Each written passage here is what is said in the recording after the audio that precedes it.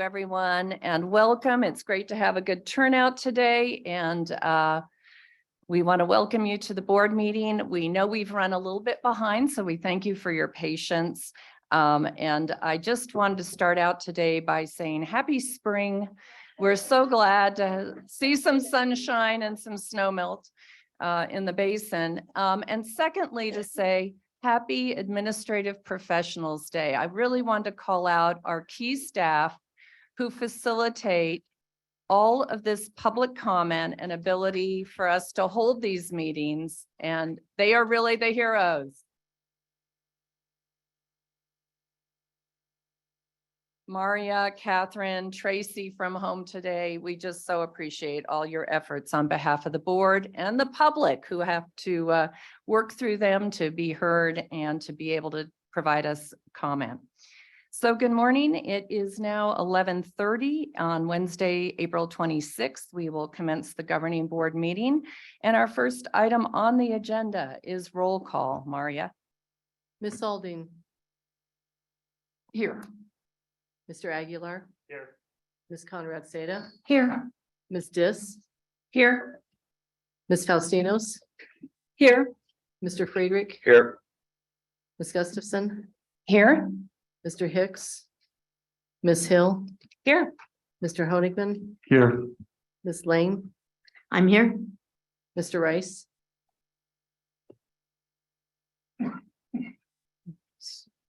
Mr. Rice is here. Mr. Settlemeyer. Here. Ms. Williamson. Here. Madam Chair, we have a quorum. Thank you so much, Maria. And now I'm going to go over the meeting rules for the day, remote and in-person meeting rules for the day. So the members of the public who are joining us remotely to observe the meeting, go to trpa.gov and under the calendar header, click on Governing Board Hybrid Meeting for April 26, 2023. There you will find a link to the public webinar hosted on Zoom. To address board members directly with your comments, raise your hand in Zoom by clicking raise hand at the bottom of your screen at the appropriate agenda item. With your hand raised, you'll be unmuted by TRPA staff and have 3 minutes to address the board. If you've used the dial-in numbers to join us by telephone, you can dial *9 to raise your hand and be unmuted. To remote board members, do we have any today? We don't. So I won't go over those rules. And then members of the public who have joined us in person, thank you for being here. Please use the sign-in sheets. I have a number of those already, but we'd encourage you to use the sign-in sheets at the back of the room if you'd like to comment. That helps us manage the meeting a little bit better and understand the timing we need for each item. So thank you for using those. And then at the appropriate time, we'll ask you to line up or I'll call you up to provide your public comment. And board members who are here in person, you can raise your hand or flag me down when you'd like to make a comment, and I'll try to be observant of all of those signals that you might give me. And then to prevent any feedback in the room, we ask that you turn off your mic when you're not speaking. So with that, those are the rules for the day and procedures, and we'll start with the Pledge of Allegiance. And I'd like to ask Commissioner Rice to lead us in the pledge. Thank you. If you'll all join me in the pledge. I pledge allegiance to the flag of the United States of America and to the republic for which it stands, one nation under God, indivisible, with liberty and justice for all. Thank you very much. So we'll move on to the approval of the agenda. Are there any staff changes to the agenda? And with that, Julie, I might ask you to kind of go over timing for today, given the audience we have here. Yes, thank you, Madam Chair. No changes to the agenda.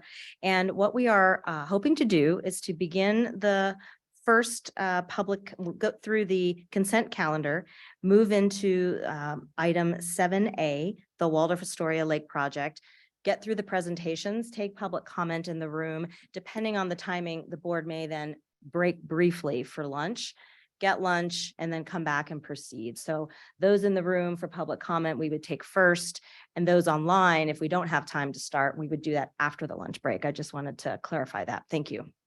Thank you, Julie. And I think I'm going to ask my fellow board members that the lunch break will be short today in order to not keep the public waiting that are on Zoom to make their comments. Okay, so with that, are there any suggested changes from the board? Otherwise, I was going to deem the agenda approved as posted. Okay, we'll deem it approved. Thank you. And I just again want to remind us that we're short a member from California, as the appointment to replace Bill Yates is yet to be made. So I'd ask that all of our California members stick with us to maintain a quorum today. So we're on to agenda item 4, approval of the minutes. We have a set of minutes from March 22nd, 2023 on page 23 of our packets. Does any member of the committee wish to make a change? I just look that way automatically. That's just, yeah, anyway, I apologize in advance for being such a nitpicker, but there was a minor. We're clerical so glad change, you are, a Shelley. minor clerical change that I've shared with Maria. And with that, I'm prepared to make a motion to approve the governing board meeting minutes from March 22nd as amended. Thank you, Shelley. And I don't see anyone else waving me down for comment on that. And so with that, we have the motion. All those in favor say aye. Aye. Any objections? Thank you. Any abstentions? Thank you. We'll move on then to TRPA consent calendar. This is agenda item 5. There are 6 items on consent, 3 of which were reviewed by the legal committee and 3 of which weren't reviewed by any committee. As a reminder to the public, after board discussion on this item, you may raise your hand in person to be called on in Zoom, to be unmuted by TRPA staff to share your comments. And I'll start with Haley. Would you give us a report from legal committee? Thank you, Madam Chair. We had 3 settlements up at Legal Committee, 2 dealing with boat launching, 1 dealing with tree removal. All of them were staff recommended and unanimously agreed upon by the committee, and I'm happy to answer any questions if anyone has any. Any of the other board members have any questions on those items? Not seeing any. Then we'll go to consent item 4, which was not reviewed by any committee. This is the 2023-24 distribution of residential allocations to El Dorado County, City of South Lake Tahoe, Placer County, Washoe County, and Douglas County. Information on this item can be found on page 67 of your packets. Are there any questions from board members on this consent calendar item? Madam Chair, I have a question. Yes. With regards to the TRPA now requires all of the various entities to also report on their vacation home rental procedures. And I'm just curious, after having reviewed at least 3 or 4 of those, are you checking on whether or not things are really being done? Or do you take the word of the agency responding to just say, you know, if they say, yeah, we have someone available 24 hours a day, you go, okay, check. I'm failing to see the point of this particular exercise, although I understood its intent when it happened. Now it just looks like a report for no reason. You ready? Thank you. My name is Brandy McMahon. I'm the local government coordinator with the Tahoe Regional Planning Agency. We were receiving a number of complaints, 2017, 2018 timeframe about vacation home rentals. We had about an 18-month public process where we discuss how we were going to deal with them in the Tahoe Basin. And it was agreed upon that the local jurisdictions would take the lead in developing their own programs for managing short-term rentals. Since that time, all the local jurisdictions in the Tahoe Basin now have adopted ordinances and enforcement programs. As part of that process, there was a code amendment that was made that does require the local jurisdictions every 2 years to provide a response on how they're addressing the guidelines. We accept that the jurisdictions are, being honest. They provide code references and descriptions of how they're addressing those guidelines, and we do review them at the Performance Review Committee meeting, which is convened every 2 years. It's made up of a TRPA staff member and then representatives from the local jurisdictions, and we review those guidelines and discuss them and then make a recommendation. And I think that's satisfactory for now. And I think I'd like to maybe reach out to you at a later time and just share with you some of my specific concerns. Yeah, that's fine at any time. Great. Thank you, you. Ms. McMahon. Thank you. Thank you, Thank you, Madam Ms. Chair. Lane. Ms. Aldean? Yes, Madam Chair, I just wanted to clarify that on March 22nd, 2023, RPIC did review the distribution of residential allocations and supported staff's recommendation. So it was reviewed, but last month. Thank you. Any other comments or questions? Just for the public record, related to STR enforcement and those issues, I know at least our jurisdiction is posting online the numbers of complaints, the numbers of actions, the numbers of fines issued, the numbers of educational contacts they've had, and they're doing that monthly. So we're tracking it internally as one local jurisdiction in response to the community's concerns. Okay. I think also that El Dorado County is really watching Placer County, and I think you are doing a really fine job being transparent. And I think we're working in that direction. So thank you for modeling that. for us. I don't, we're all learning from each other how to get through this. So, and how to deal with it. So thank you. Okay. And with that, we'll move on to, and are there any other comments or questions on that item? Then we'll move on to consent item 5, was not reviewed by any committee. This is the Windance West Shore PTN Limited new multi-parcel multiple use pier 8477 Meeks Bay Avenue, El Dorado County, California, assessors parcel number 016-091-020, lots 23, 24, 25, and TRPA file number ERSP 2022-0045. Information on this item can be found on page 123 of your packets.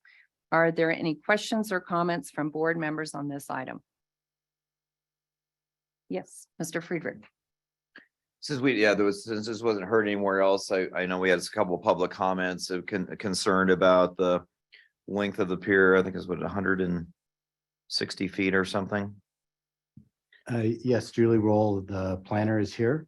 She And can answer specific yeah, questions. just but maybe just speak to any concerns that were raised in public testimony or public comment, conformance with shore zone plan, any other kind of related issues that were analyzed by staff.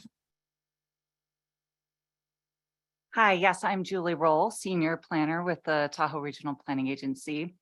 If you look in your packet, we've got the conformance review checklist, and that's what we go through when we review the pier. So we're looking at the length, setbacks, width, and everything. And this project does meet all location and design standards.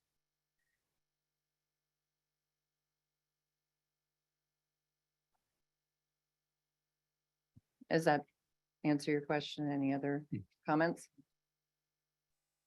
Yes, Ms. Aldean. Julie, the additional length, which seems to be the subject of concern, I mean, Yeah. there are incentives given to people who come forth with multiple use piers to eliminate, the practice of building a single pier per parcel. That's correct. And in this case, for piers serving 3 or more parcels, you can actually request or design an additional 15 feet beyond what the code allows, which is 30 feet past elevation 6219 or 60 feet past the pier headline. So this project, 160 feet, it's built up to 30 feet past 6219, which is the restricting factor, but they did not request the additional 15 feet, which they could have. A comment was made by this cuts off at future piers by the length and angle of the proposed multiple use pier. There kind of a statement was made that it's a single family owner who's touches all three lots, so it's not really a multiple use pier. So would you like to respond to those Sure. concerns? Yes, of course. So for multiple parcel designation, the ownership is somewhat irrelevant. We're looking at how many properties are being served and then how many properties are being retired. So in this case, the pier would serve 3 properties and then 2 would be retired from future shores and development. So sorry, not retired altogether, but retired from future shores and development. So only 1 pier for those 3 properties. So it's 3 properties, but not 3 families or 3. Not at this time, but they all could be sold or conveyed, separately. So they're all separate properties owned by one owner. Right. So I mean, essentially as a single owner pier using multiple parcels. I mean, is that the intent of our shore zone regulation for a situation like this? Yeah, we went through that fairly expressly during the adoption of the shoreline plan and decided that because there's development potential on each lot, that we weren't going to look behind what any particular ownership pattern, but what we were getting was the retirement of potential shore zone development potential on a number of lots, whether they were in single ownership or multi-ownership. Because as we know, in the future, you could have multiple lots. And that's also how TRPA has traditionally looked at giving deviations from standards in the old language for retirement of development potential. So it was kind of a consistent way of moving forward. Plus, we weren't going to get into whether or not there was an ownership pattern and try to determine which ownership pattern required retirement of greater value than any other ownership pattern. So we looked expressly at that issue and decided just to link the incentives to retirement of development potential on lots, not looking behind that they had to be separately owned or operated.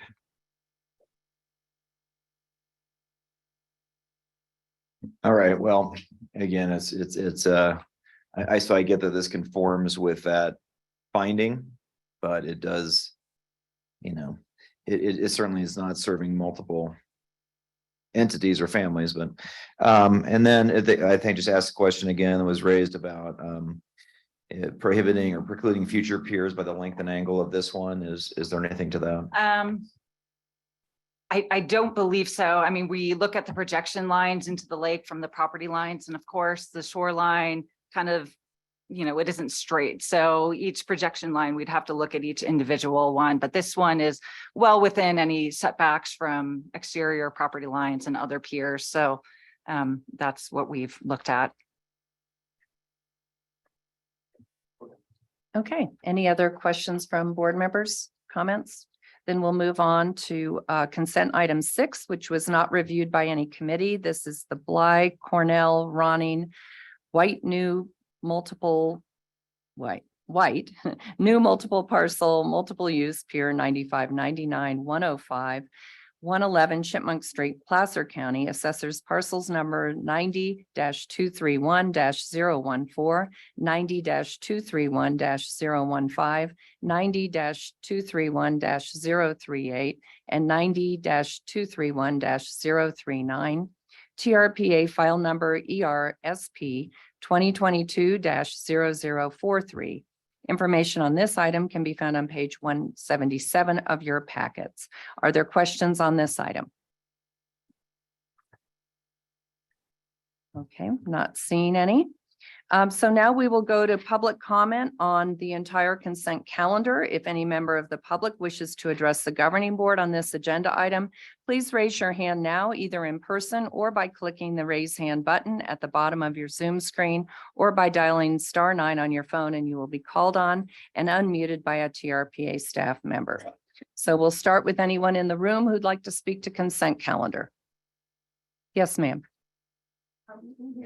About the pier. Next to this Darth Vader pier. I just want to correct you. So you're talking about the one we were questioning Correct, just a minute yes. ago, not the second one, Meeks Bay. Meeks Bay, yeah, Okay. sorry. Anyway, next to the left of that, to the north of that pier, you can see the small homeowners pier that is used by 20 families. And it takes a lot of coordination and goodwill to make that happen. What we're looking at is the 3 lots. There's 1 house on those 3 lots. So why would you approve a multi-use permit when they've not demonstrated that it's going to be multi-use? You know, they promised to retire part of the property. That's great, whatever.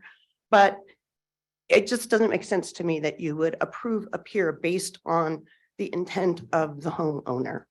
Thank you for your comments. And, Mhm. and can we get your name for the record? I'm sure. sorry.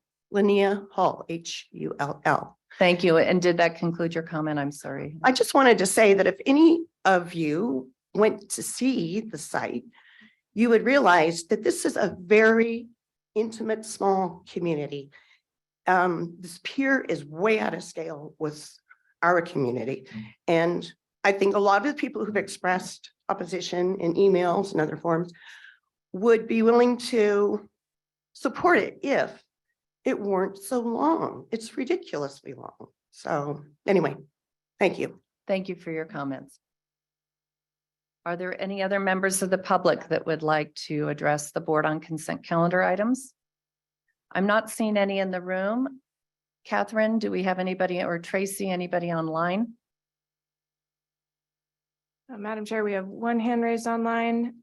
Carol Barn, I hope I pronounced that right. If you unmute, you can address the board. Good morning. My name is Carol Byrne / Pilling.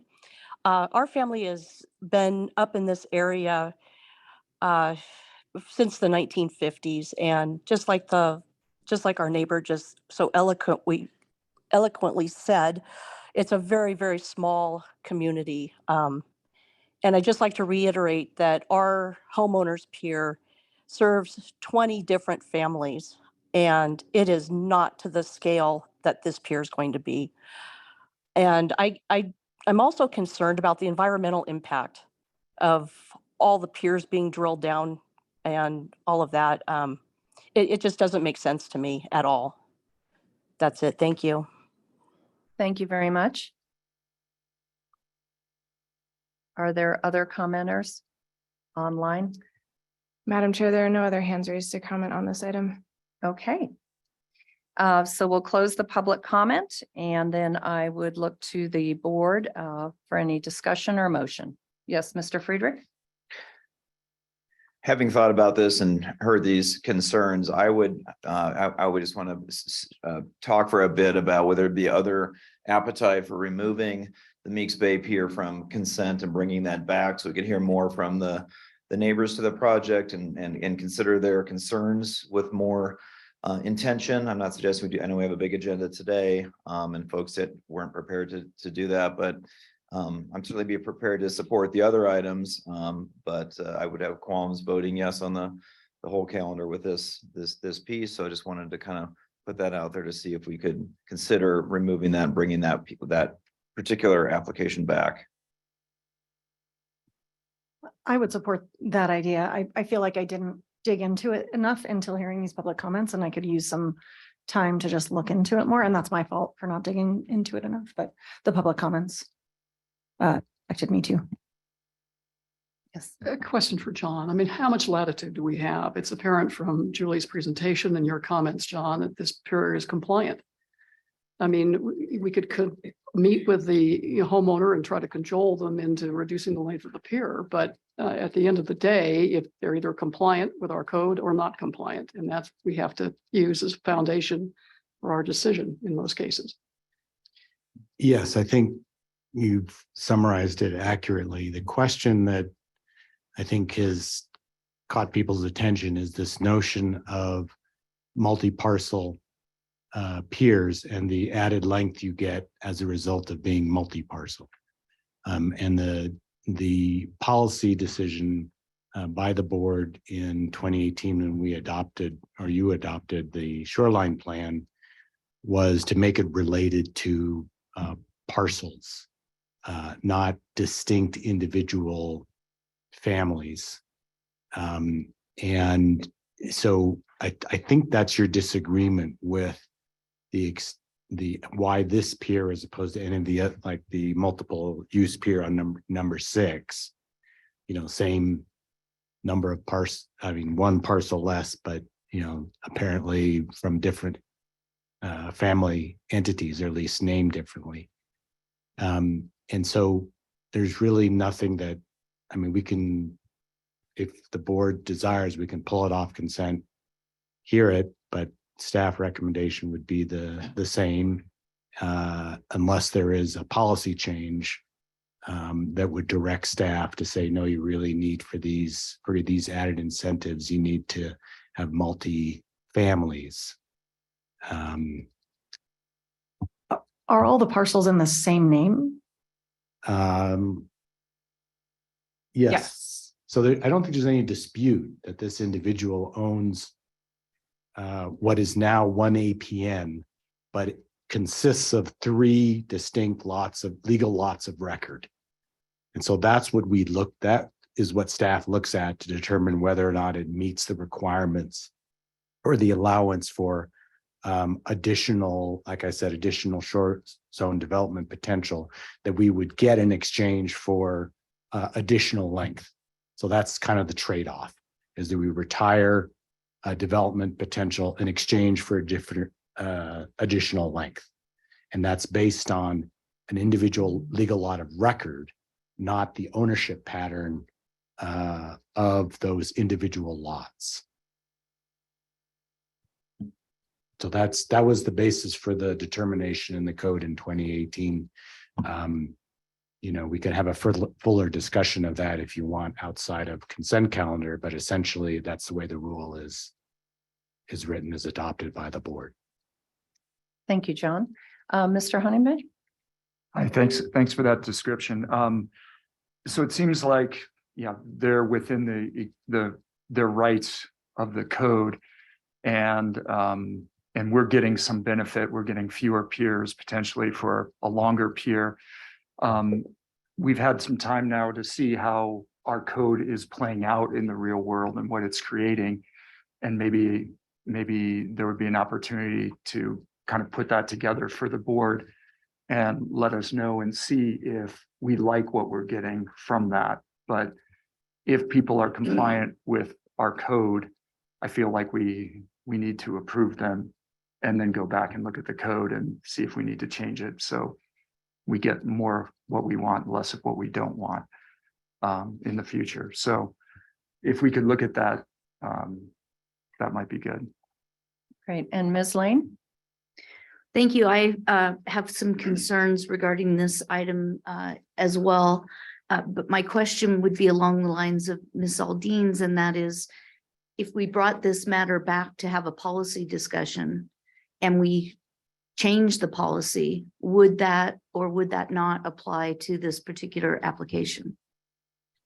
Let me try to tease that apart. There's 2 things. On this particular project, you couldn't really be shifting code language.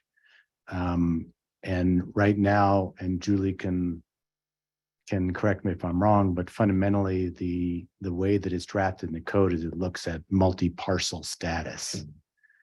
And that's what gets you the additional length if you're retiring individual legal lots of record. So I couldn't advise you that you could decide differently and impose a different standard if this came back separately.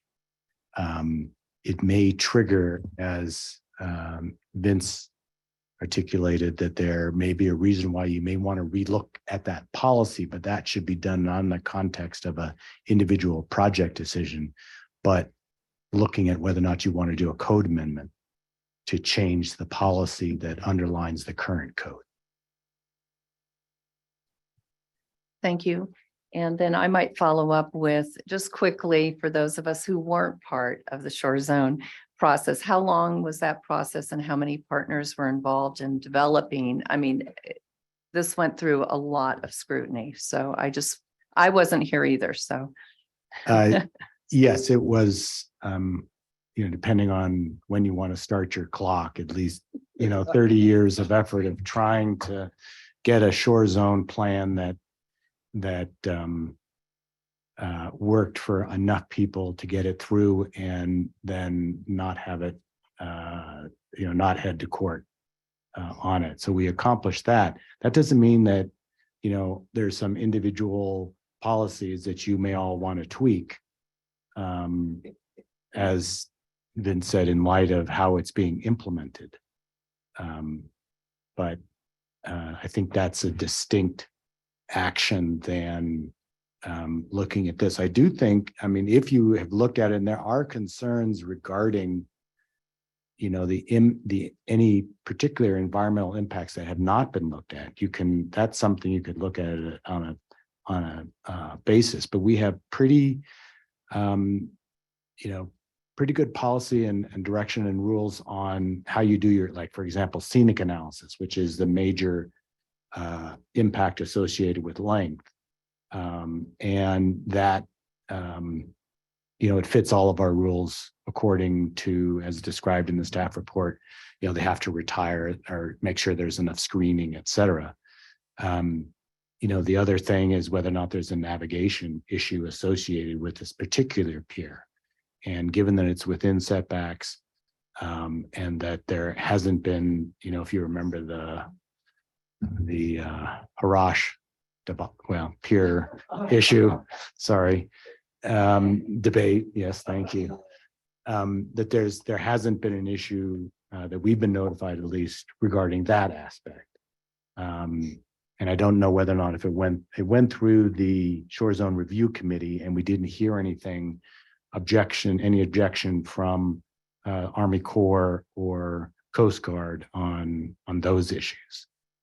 It is, kind of speaking to the more, I think, underlying issue, new piers can change the shoreline in particular areas, but that was kind of the balance that the board struck when it limited the total number of piers. It limited the designation or the design of those piers, but allowed allowances if you were retiring development potential to kind of motivate people to do that with things like additional length and additional boat lift.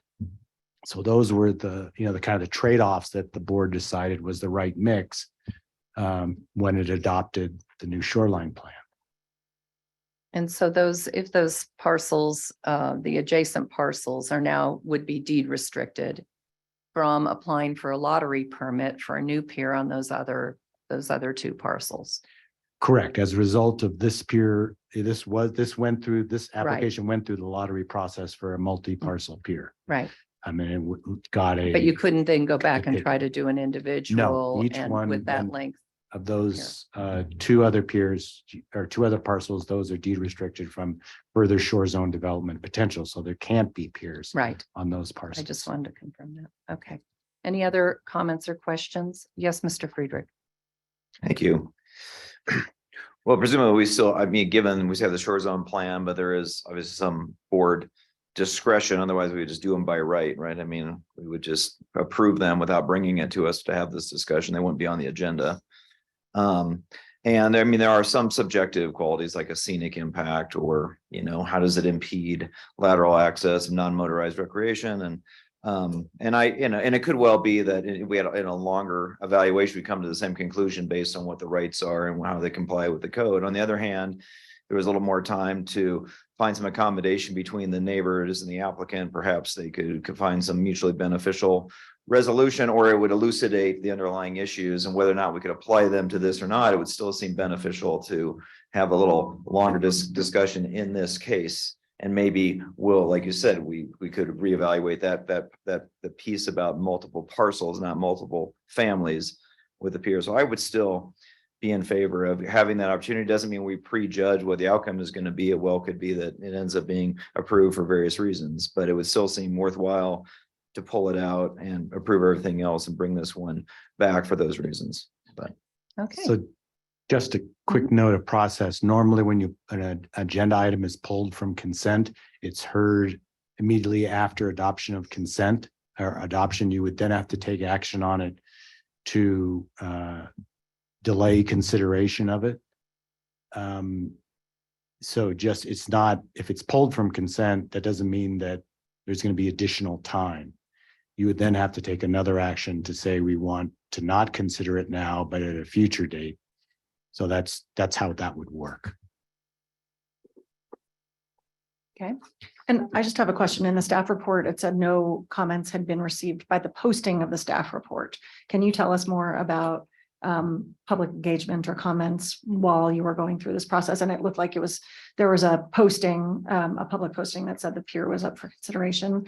What was the public feedback like during this process? Yes, I did not receive any public comment until I think 3 days ago. So it's been within the last couple days. The property owner was able to get email addresses for most or half, I forget the exact number of the properties within that 300-foot noticing area. So they proactively sent an email to all the neighbors just saying, hey, we're, having this project go to the board. They didn't receive any comment back last I heard from them. So yeah, all the comments we've received have been in the last couple of days. Okay, thank you. So I'd look to the board if we have a motion. Madam Chair, I'd like to make a motion, and I don't want to minimize the concern that's been expressed by the adjacent property owners, but I think we have to adhere to our policy. Otherwise, we lose our credibility as an agency. And so I'm not adverse. I mean, I went through a number of iterations of Shore Zone during my term on this board. And believe me, I'm not saying this lightly that I want to reopen the process. But I think if we have to, if there's a deep concern about this particular element in our code, then we can certainly consider it at a future date. But I don't think it's fair to the applicant to withhold approval of a compliant project. So with that, Madam Chair, I move approval of the consent calendar as posted.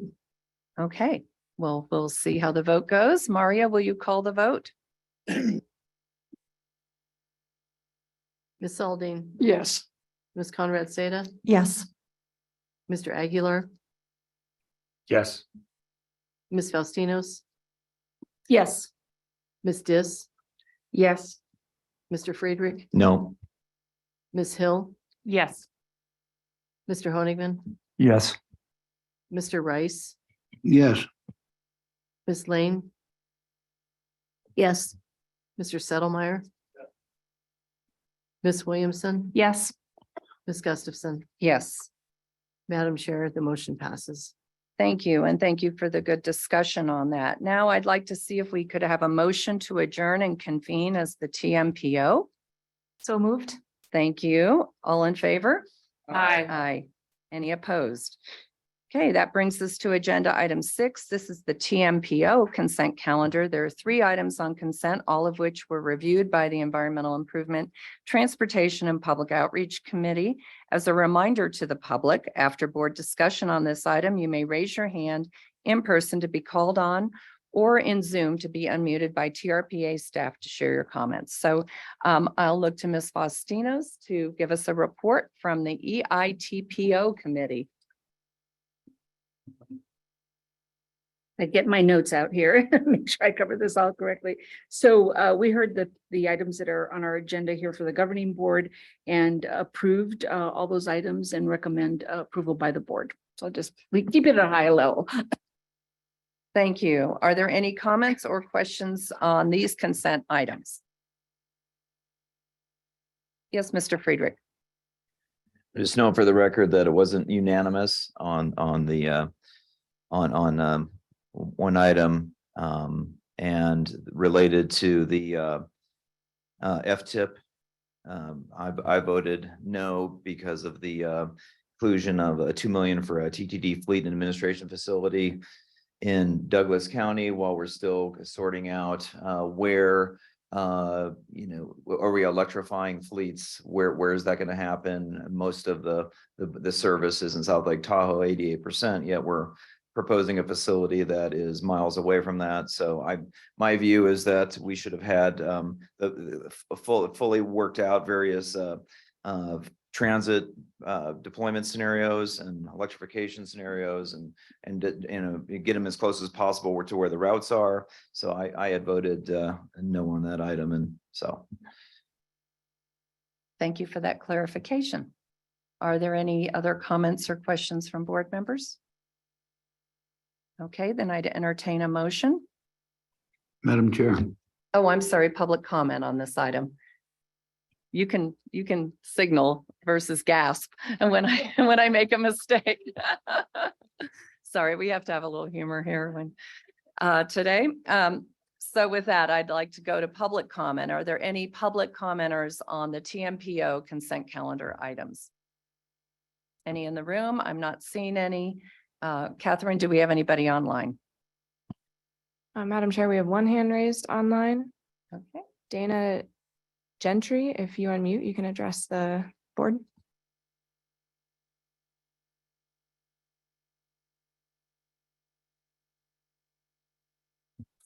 That was a mistake. I'm sorry. Thank you. Madam Chair, we have no hands raised to comment on this item. Whoops, then I'll come back to the board. I'll close that public comment and we'll go look for a motion to approve this consent calendar. Madam Chair, Yes. I move that the TMPO consent calendar be approved as presented. Okay, any further comments or questions? Then I'll ask Maria to call the roll. Ms. Aldine, Yes. Ms. Conrad Seda, Yes. Mr. Aguilar, Yes. Ms. Faustinos, Yes. Ms. Dis, Yes. Mr. Friedrich, Abstain. Ms. Hill, Yes. Mr. Honigman, Yes. Mr. Rice, Yes. Ms. Lane, Yes. Mr. Settlemeyer, Yes. Ms. Williamson, Yes. Ms. Gustafson. Yes, Madam Chair, motion passes. thank you. Thank you. And then I need a motion to adjourn as the TMPO and reconvene as the TRPA. So moved. Thank you. All those in favor? Aye. Aye. Any opposed? Okay. Well, good. Well, this is, I think, the show time for today. So sorry, we're a little late getting to the item that so many are here for. This is the item 7, planning matters, 7A, Waldorf Astoria Lake Tahoe project. 5 State Route 28, Crystal Bay, Nevada, assessors parcel number 123-051-02 et al. TRPA file number CEPP 2014-0138-01. Information on this item can be found on page 303 of your board packet. And again, as a reminder to the public, after the board discussion on the staff presentation and board discussion, you may raise your hand in person or be called on in Zoom to be unmuted by TRPA staff to share your comments. And before we get started, I just wanted to ask the board members, based on some of comments we've had on delays in the project, I'd like to ask the board to just ask for clarifications after the staff presentation, not get into a lot of discussion, so we can hear from the public. And then we can follow up with much more dialogue and questions, if that's okay with the board members. So with that, I'll pass it to Julie Reagan to introduce this item. Thank you, Madam Chair. Julie Reagan, TRPA Executive Director. I have a very brief introduction before I turn this over to our excellent staff, Paul Nielsen. We do have a presentation. We're trying to be very efficient. We know there's a lot of interest in this item, and I wanted to provide some context that again starts with looking at the big picture and our gratitude for the community for speaking out on this. This means the lake means a lot to all of us. And one thing that I have found in this journey of going through 20 years of materials in my office to move into a new office is this great comment card. And I've mentioned this before, and I thought it'd be a good tee up to this item. It's called Speak Your Piece, PEACE piece. And it was an initiative of the Truckee Tahoe Community Foundation a few years back. And it's a reminder that we can have differences of opinion on projects and programs and policies, but we can be civil to one another. And I thought it would be a good way to kick this item off. And it says on this little card that I've held in my office for 15 years, today I will pay attention, listen, be inclusive, not gossip, show respect, be agreeable, apologize, give constructive criticism, and take responsibility. And this was an initiative that really spread throughout the lake about 10 or 15 years ago. And it came into play, especially during the update of the regional plan. And today you're going to hear a lot about this project as it relates to the regional plan update. And I wanted to also put some context around the time when the governing board approved the original project on this property, which was called the Boulder Bay project back in 2011, and relate that to a question I just got just this week at a conference where I was speaking, where our board chair was also speaking over at Palisades. We had 650 people, environmental professionals from California that visited. And, you know, I got a question offline, you know, why does Tahoe have so many rundown buildings for a beautiful lake and beautiful environment that you have here? And I said, how much time do you have? The conservation story of Lake Tahoe, it's a complicated answer, but at the heart of the regional plan update really was the desire to revitalize the old environment. That is an unintended consequence of our growth management system. And we, as a community, this board came together to try to deliver incentives for revitalization for projects so that we can have the built environment match the beauty and the splendor of the natural environment. So with that in mind, I just want to remind the board that today, this decision is a plan revision for an environmental redevelopment project that the board originally approved in 2011. You know, the scale of the project has been reduced. We did give you an informational briefing in January, and some of you took the opportunity to go out on site. It was wonderful to have Commissioner Hill there as the Washoe County representative to talk with neighbors that came out at that time. And we won't repeat a lot of that information. So we really tried to shorten our staff presentation. Paul Nielsen and General Counsel John Marshall have done an extensive analysis. And I want you to know that we did not take this staff recommendation to move forward and to recommend to you approval lightly. And we have had countless hours really over the last year of doing due diligence and doing a lot of thorough analysis and asking for more information from the applicant. So it was a very rigorous process. I want to acknowledge that there are legitimate concerns of the community, and we are listening to those concerns, and we will continue to listen on other projects and programs. And we're going to talk a lot about that in the coming months with this board. So with that, I really want to thank you for your attention and thank the public's attention and turn this over to Paul Nielsen. Thanks, Julie. Good afternoon. Madam Chair, members of the board, my name is Paul Nielsen. I'm a Special Projects Manager at TRPA. This item involves an action item for the Waldorf Astoria project located in Crystal Bay, which is a revision, as Julie said, to the previously approved Boulder Bay project. And the staff summary can be found on page 303 of your packet. The presentation today will be about 15 minutes, and I will start by giving some background information and discussing the existing site conditions. After that, I will turn it over to Tom Jacobson with EKN Development, who will discuss the proposed project, and I will discuss some of the main topic areas considered in the review of the Waldorf Astoria project, and then we can open it up to board member questions and public comment. Next slide, please. Before I get started, I want to focus on a few terms that you'll hear during the presentation.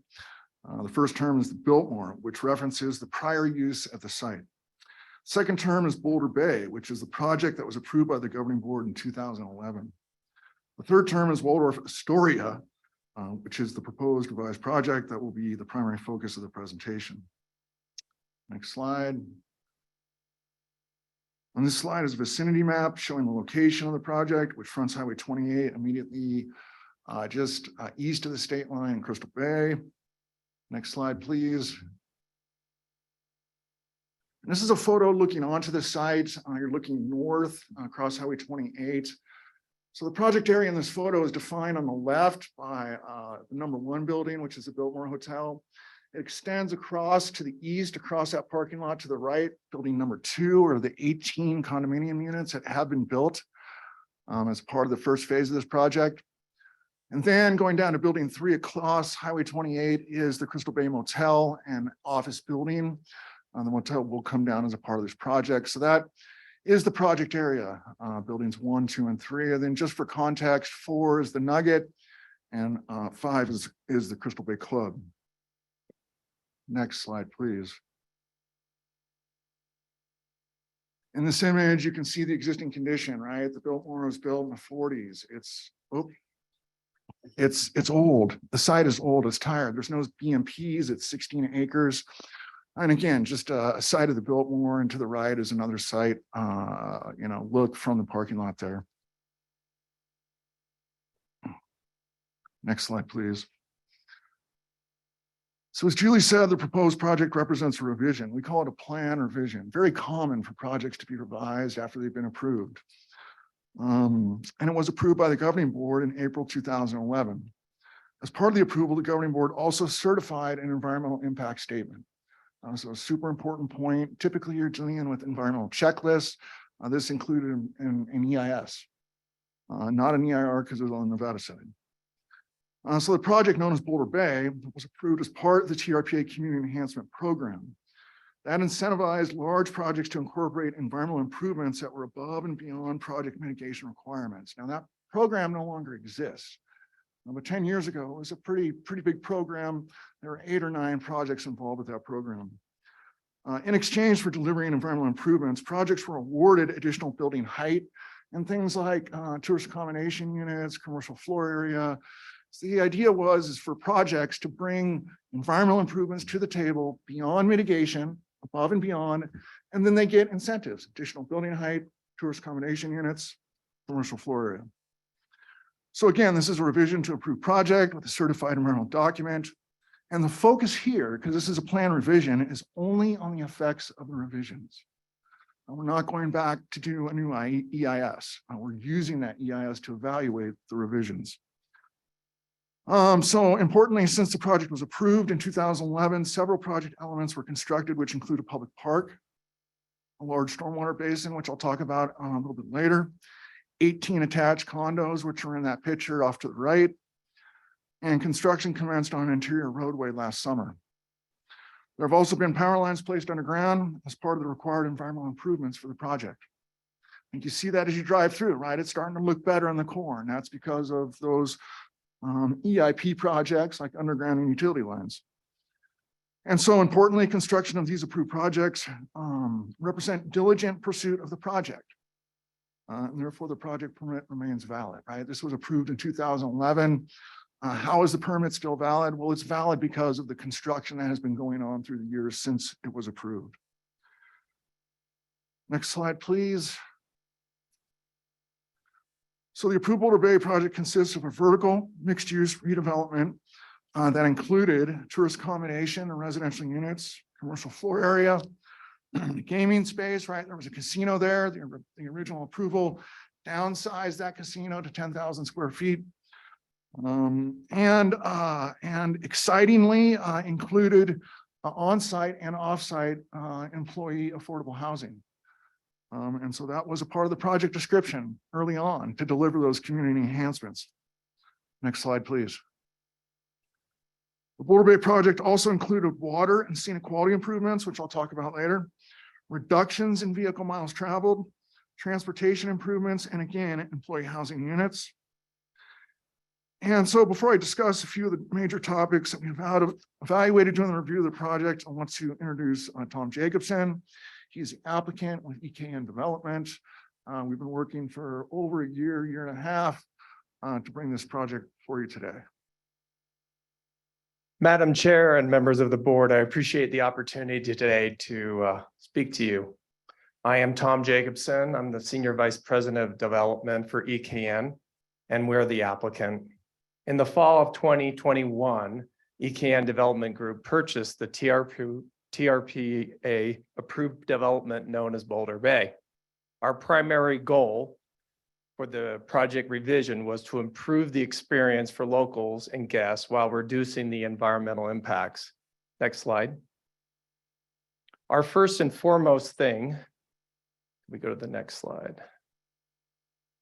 Thank you.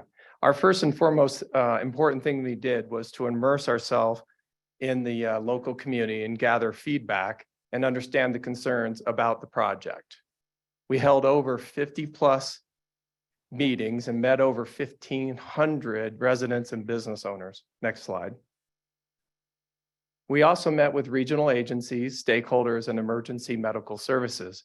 The key takeaways that we had from the community outreach was that the approved project was not welcoming to the locals, community, and there was a concern about too much density.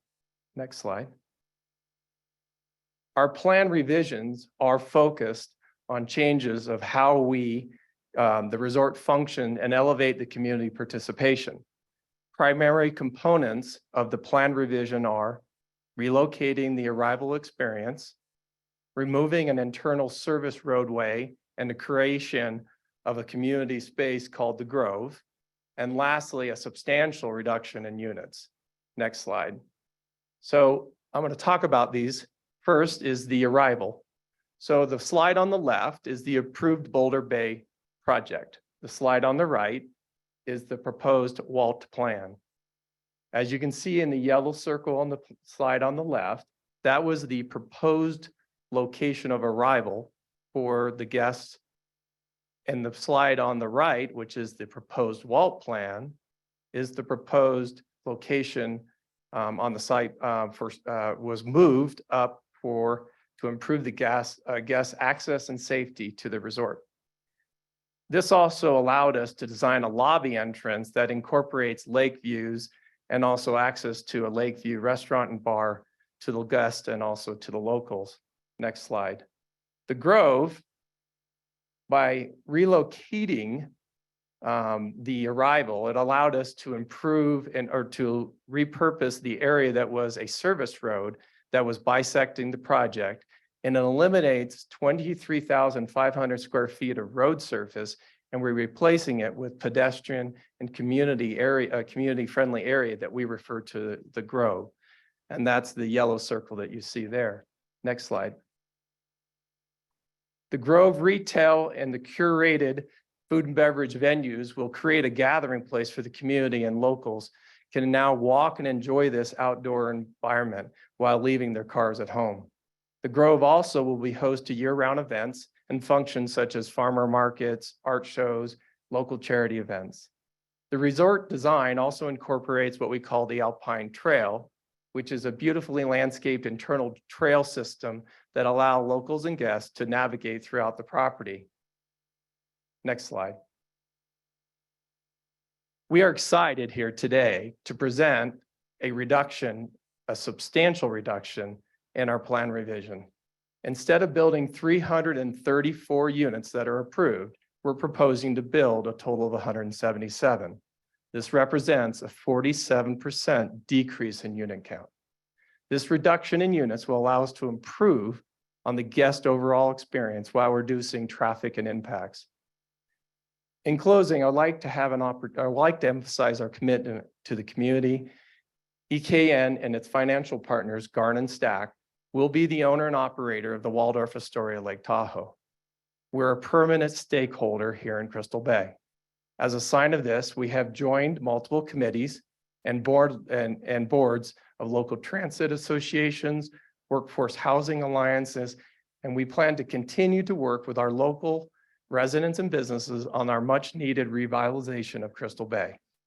I would also like to take this opportunity to personally thank all of our supporters and also the board members for the opportunity we have and the time that you've taken to review our project today. Thank you. Thank you, Tom.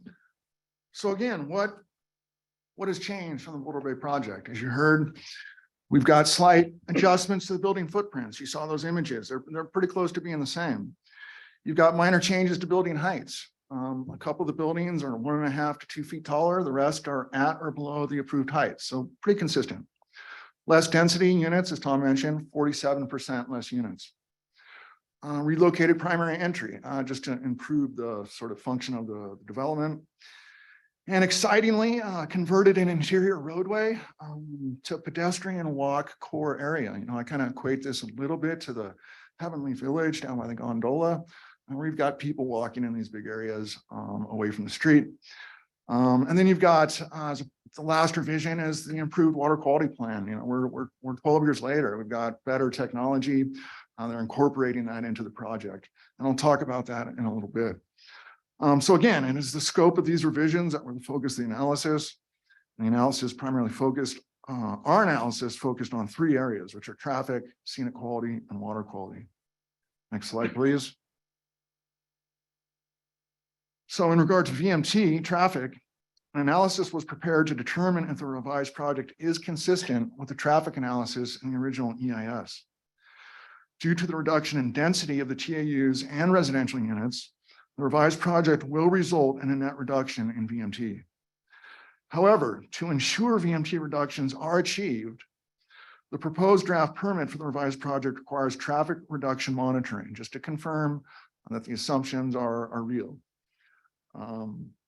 And this condition is pretty rare. This condition also requires that additional development be retired if the monitoring determines traffic has increased beyond the projections identified in the EIS. So that's a pretty rare requirement to have to react to monitoring post-project and retire additional development in the form of CFA or TAUs to reduce that traffic down to what the projection was. Next slide, please. To assist TRPA staff in evaluating the traffic impacts of the Waldorf Astoria project, staff engaged with the Tahoe Science Advisory Council to lead an external peer review of the VMT analysis. Again, pretty rare to have peer review of technical reports. I've done it a handful of times. The peer review was conducted by Dr. Jamie Volker of the University of California, Davis Institute of Transportation Studies and Dr. Scott Kelly with the University of Nevada, Reno Department of Geography. The peer reviewers agreed with the methodology, but requested that additional documentation be included in the report. The peer reviewers agreed with the methodology and again requested that additional information, which we'll talk about in a second. And the final VMT report included the additional documentation and confirmed that there will be a reduction in VMT.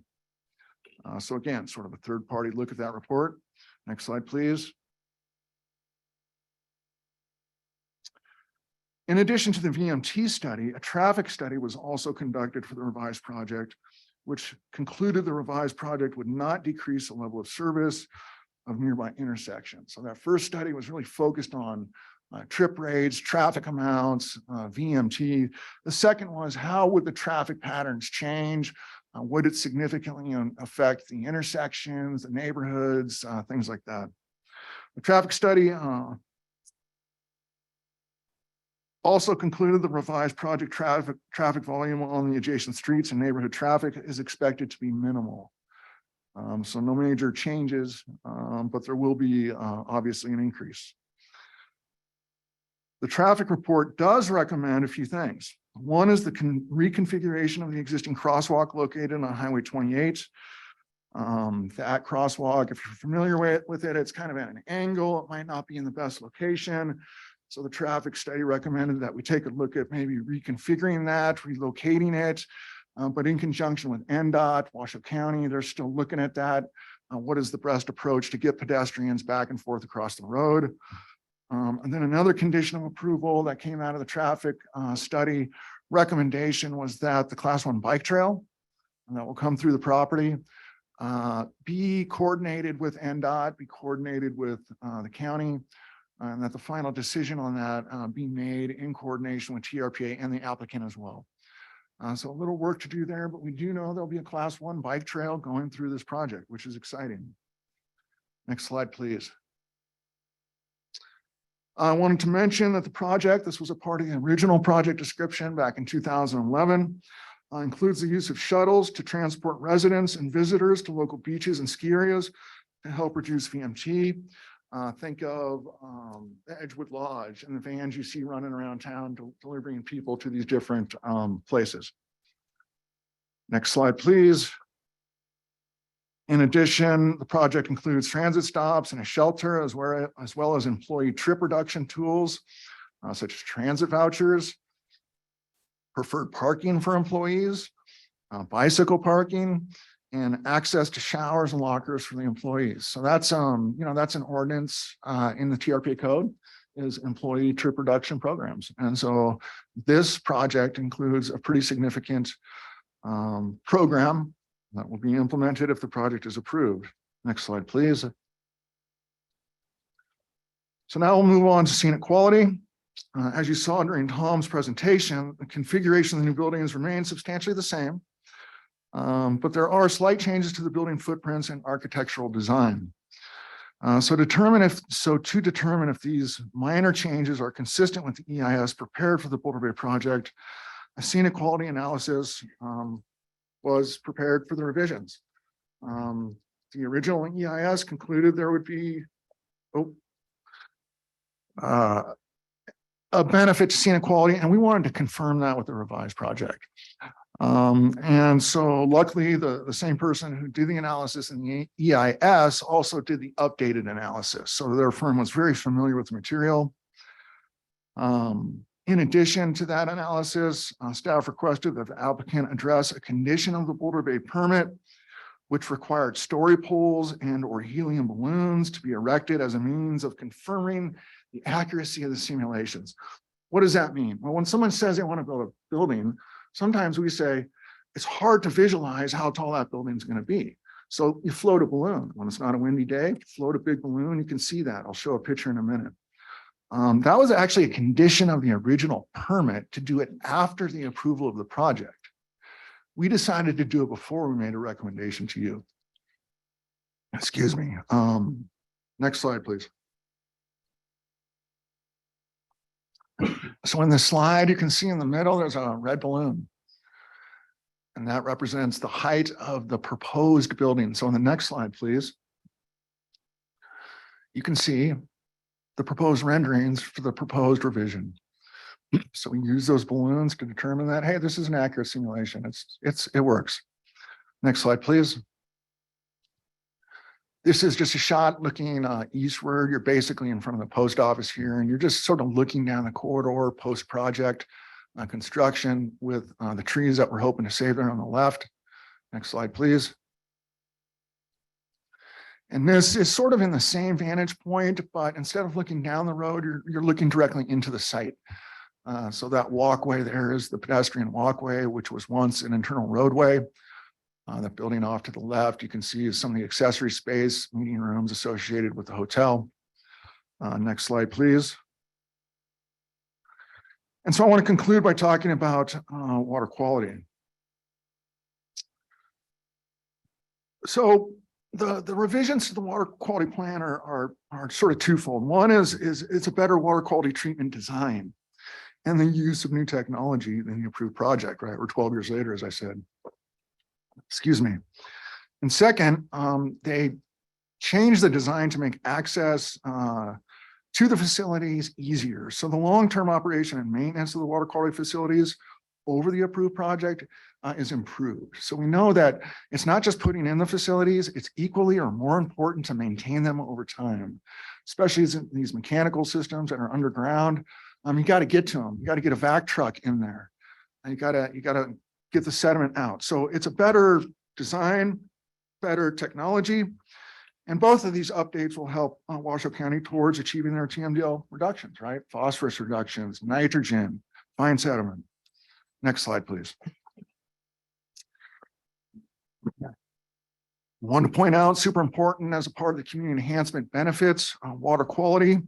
The approved project went above and beyond by treating the 50-year storm as opposed to the 20-year storm. Typically, the projects that you see here are the 20-year storm treatment requirement. That's the standard. Here, you're talking about 50 years with the approved project and the revised project. Finally, next slide. I mentioned that a stormwater basin had been constructed. This was constructed a number of years ago. It's across the street. It's down by the Cal Neva. So that's the Cal Neva in the background. And this basin receives water from some of the public streets from the highway. It contains it as opposed to the sheet flow that was happening before this was constructed. Sheet flows of stormwater were running through the neighborhoods and are making its way down to Speedboat Beach, making its way into the lake. This is a significant, one of the larger basins in the basin that you'll see. And you can see in the front, there's some stake trees. There was an issue with some of the landscaping sort of taking hold in the early years, and it was maintained. So they've been looking after it. They've been planting new trees to help with the function and the aesthetic appeal of these basins, or this basin. And so with that, next slide, please. And so with that, I will conclude by saying that based on the analysis of the proposed project, staff determined the proposed project is consistent with the EIS completed for the Boulder Bay project. It is in substantial conformance with the approved project and the goals of the Community Enhancement Project Program. And therefore, staff is recommending approval of the revision of the revised project with one change, which was an addendum that was handed out to you. That addendum was prepared in response to comments we received from NTRPA, the Nevada Tahoe Regional Planning Agency that sort of looks after the gaming issues in Nevada in the basin. And they wanted to make it explicitly clear in the permit. So there's a recommended condition that requires NTRPA approval of any changes to gaming before we start construction on this project if it's approved. So that would happen before acknowledgement of the permit. And with that, I'll turn it back to you. Thank you, Paul. Thank you, Julie, Paul, and Tom for the excellent presentation. I have a sign-in sheet that has about 14 names on it for public comment, and I wanted to look out and see if there's anyone who didn't sign up in the public who wants to speak today. So I get an estimate of about how long we'll go. Is anyone who didn't sign in who's here in the room who wants to speak? Good job. You all signed in. You didn't have to, but we appreciate it when you do. So with that, that's about 45 minutes of public comment just here in the room. And then on top of that, anyone we have online. Well, I'm just thinking that 45 more minutes, some of us might need a quick break before we start public comment. And I'm just seeing some nods. And I know I told the public we would wait to break. Can I ask board members to take a quick break, get your lunch, eat here at the dais, if that's okay with the public, whatever you need to sustain. So because we're going to have at least 42 minutes, 45 minutes of public comment here, but I don't want to keep the public waiting too much longer. So 10 minutes, can I hold you to 10 minutes? Now, this is my real tough job, is holding this board. So we're going to try to do 10 minutes quick for any breaks you need, and then we'll come right back to start our public comment.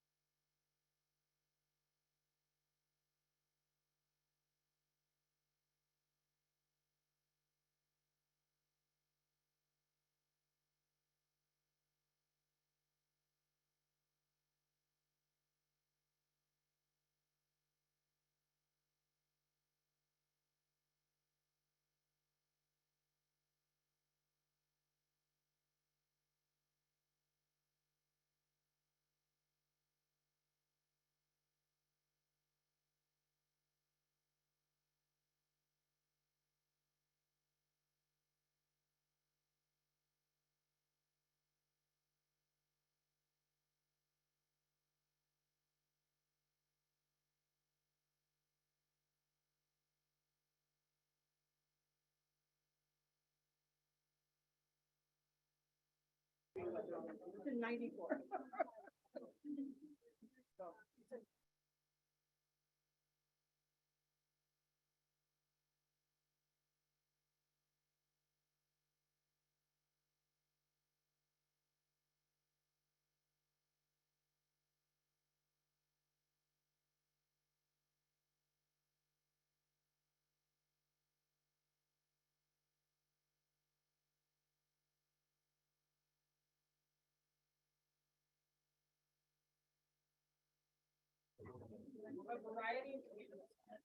Board members, I'm going to ask you to take your seats. Governing board members, I'm going to ask you to take your seats. I'd like to get reconvened and start. Okay.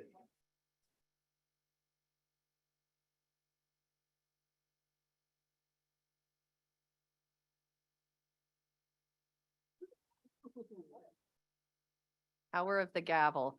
I know we have some members of the public here that have a time commitment and have been with us all morning waiting for this item. So I wanted to start with those that have a time commitment, and I believe Heather was here and has to get on the road. So we're going to start, Heather, with you today. And thank you so much for your patience and waiting for us. Kid, sorry to rush. My name's Heather Garrioa. I am the general manager of Stillwater Cove Homeowners Association, which is across the street from the EKN development site. They've met with us several times over the past year, I guess, to discuss the project and keep us well informed of any changes that they're making. A little history, Stillwater Cove and Boulder Bay, the original developer of the proposed development site, entered into a project mitigation agreement in 2010. And at that time, it was recorded in Washoe County records and with TRPA, and the agreement continues to bind Stillwater and EKN with a couple items, a turn lane in front of Stillwater Cove and noise mitigation barrier. They have represented Stillwater Cove that they will follow through with those obligations, and in reliance on that, Stillwater Cove does support the plan and recommends that it is voted to be approved today. Thank you so Thank you. much. And thanks again for your patience. I appreciate your public comment. Is there anyone else on a time commitment that needs to get going? Okay, two more hands. Yes, Ron? I'll call on you first. How's that? Hello, board. My name is Ron Randolph Wall. I've been living in the neighborhood for the last 23 years. If I could start out by acknowledging, as I took a drive around the lake this morning, I was very glad that you guys do such great stewardship. And I didn't realize how complicated all of the things that come in front of you and how you have to deal with everybody. Of course, there are always people who are on the other side of an argument. And of course, how do you deal with that? And I think you do it very well. So thank you very much indeed. And so now to my relevant comments, and that is that it strikes me that as you think about whether you're going to approve this change of plans, that if you don't approve this change of plans, does that mean that 344 rooms are going to be built? And that, of course, is going to be even more impact. And it's somebody, I think you said over here, that you want more of what you want and less of what you don't want. And that seems a perfect argument. So thank you very much indeed for listening. Thank you. Thank you so much. Scott, Chief. Yes. Oh, there you are. There we go. Now you're on. Good afternoon, Madam Chair and members of the board. Thank you for letting me talk. I'm Scott Lindgren. I'm the Tahoe Douglas Fire Chief here on the Douglas side of the lake. I'm here in support of this project, and I do want to back up and give some kudos to Paul. That was a great presentation and a great analysis of the project. Anytime that the fire departments can see an improvement to the threat to our communities and the threat to our environment, which we think that's what the Old Biltmore is to us. We like to see that, and we like to see it done right. So great job, Paul, on that. And so just real quick, I just wanted to speak in support of the project and also in support of EKN. EKN was one of the first groups that came to us with our multi-agency Operation Save the Basin helicopter fire rescue helicopter program. And they kind of helped us get kickstarted with some sponsorship and some support, and we appreciate that. That's a huge project that is going to take a lot of support, and we need that support to help protect this beautiful place that we all love so much. So kudos to EKN on jumping in and helping us protect the community, and to the great staff that you have. So we support this project and hope to hear more. I know that Chief Ryan Summers, who's the chief of North Lake Tahoe Fire in Washoe County, he is online, so he's going to be one of the comments a little bit later. Thank you. Thank you. Appreciate it, Chief, and all you do to protect our communities. Is there anyone else on a time commitment? I'm not seeing any, so I'm going to just start at the top of the list, and our next speaker, and I'm going to read off 3 names if you can get ready in order. So I have Andrew Bybeck, Michael Christensen, and then Ebby. And Ebby, I'm sorry, I'll never get your last name correct. Is Andrew here? Actually, I think there might be some confusion. First of all, thank you, everyone, and really appreciate everybody's time. I think those names might have been entered into the record for speakers by error. So we're here to answer any questions. Okay. I'm Ebby, and the other 2 people are our financial partners, but we're here to answer Okay. questions, but we don't have any. So we may come back to you. Okay. Sure, absolutely. Thank you very much again. Okay. Lisa Douglas. And then after Lisa, we'll have Blaine and then Bambi.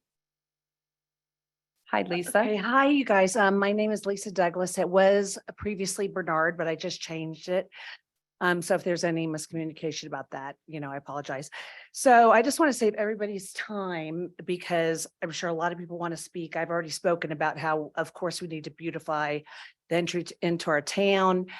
I was just thinking that, when we tell people where we live, and they enter into our town, they see this disgusting pile on the left and this dilapidated place on the right. And I want it to be beautiful like everybody else does. And the reduction of hotel rooms is just incredible. And so I do have a list of 37 names. 2 of them are by phone. I've got they signed it, but it's in my phone. So if you want those, but anyway, these are people who have signed and printed.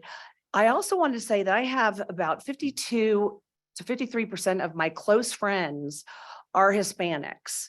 And one person has made comments to me over and over again about this is an elitist project, that people would be flying in their private planes and adding more demolition or destruction to our environment. And every one of my Hispanic friends, some of them have money, some of them are struggling, some of them are middle class. They all want improvement to this area as well. And they want jobs for their children also. And their kids go to school here. So they have also signed this. So I just wanted to say that. And then can I have permission to pass these names around or to provide you with the list of signatures? And give it to our staff and they'll get it to us. Thank Great, you. Thank you. And thank you for all your time. And yes, I hope I saved a few minutes. So. Yes, you did. Okay, And thanks, thank you. guys. Thank you. Okay, Blaine? Madam Chair and members of the board, my name is Blaine Beard, and I represent the Washoe County Sheriff's Office as captain of the Incline Village Substation.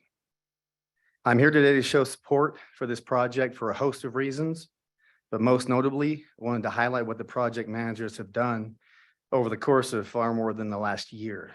As a commander of the Incline Village, I have the pleasure of working with them in several capacities, both personally and professionally, and always had positive interactions and information sharing. From community events and meetings to critical stakeholder discussions and advice, they have integrated themselves into the Incline Village Crystal Bay community. They are wonderful community stewards who understand the importance of public safety and want to create an environment of such.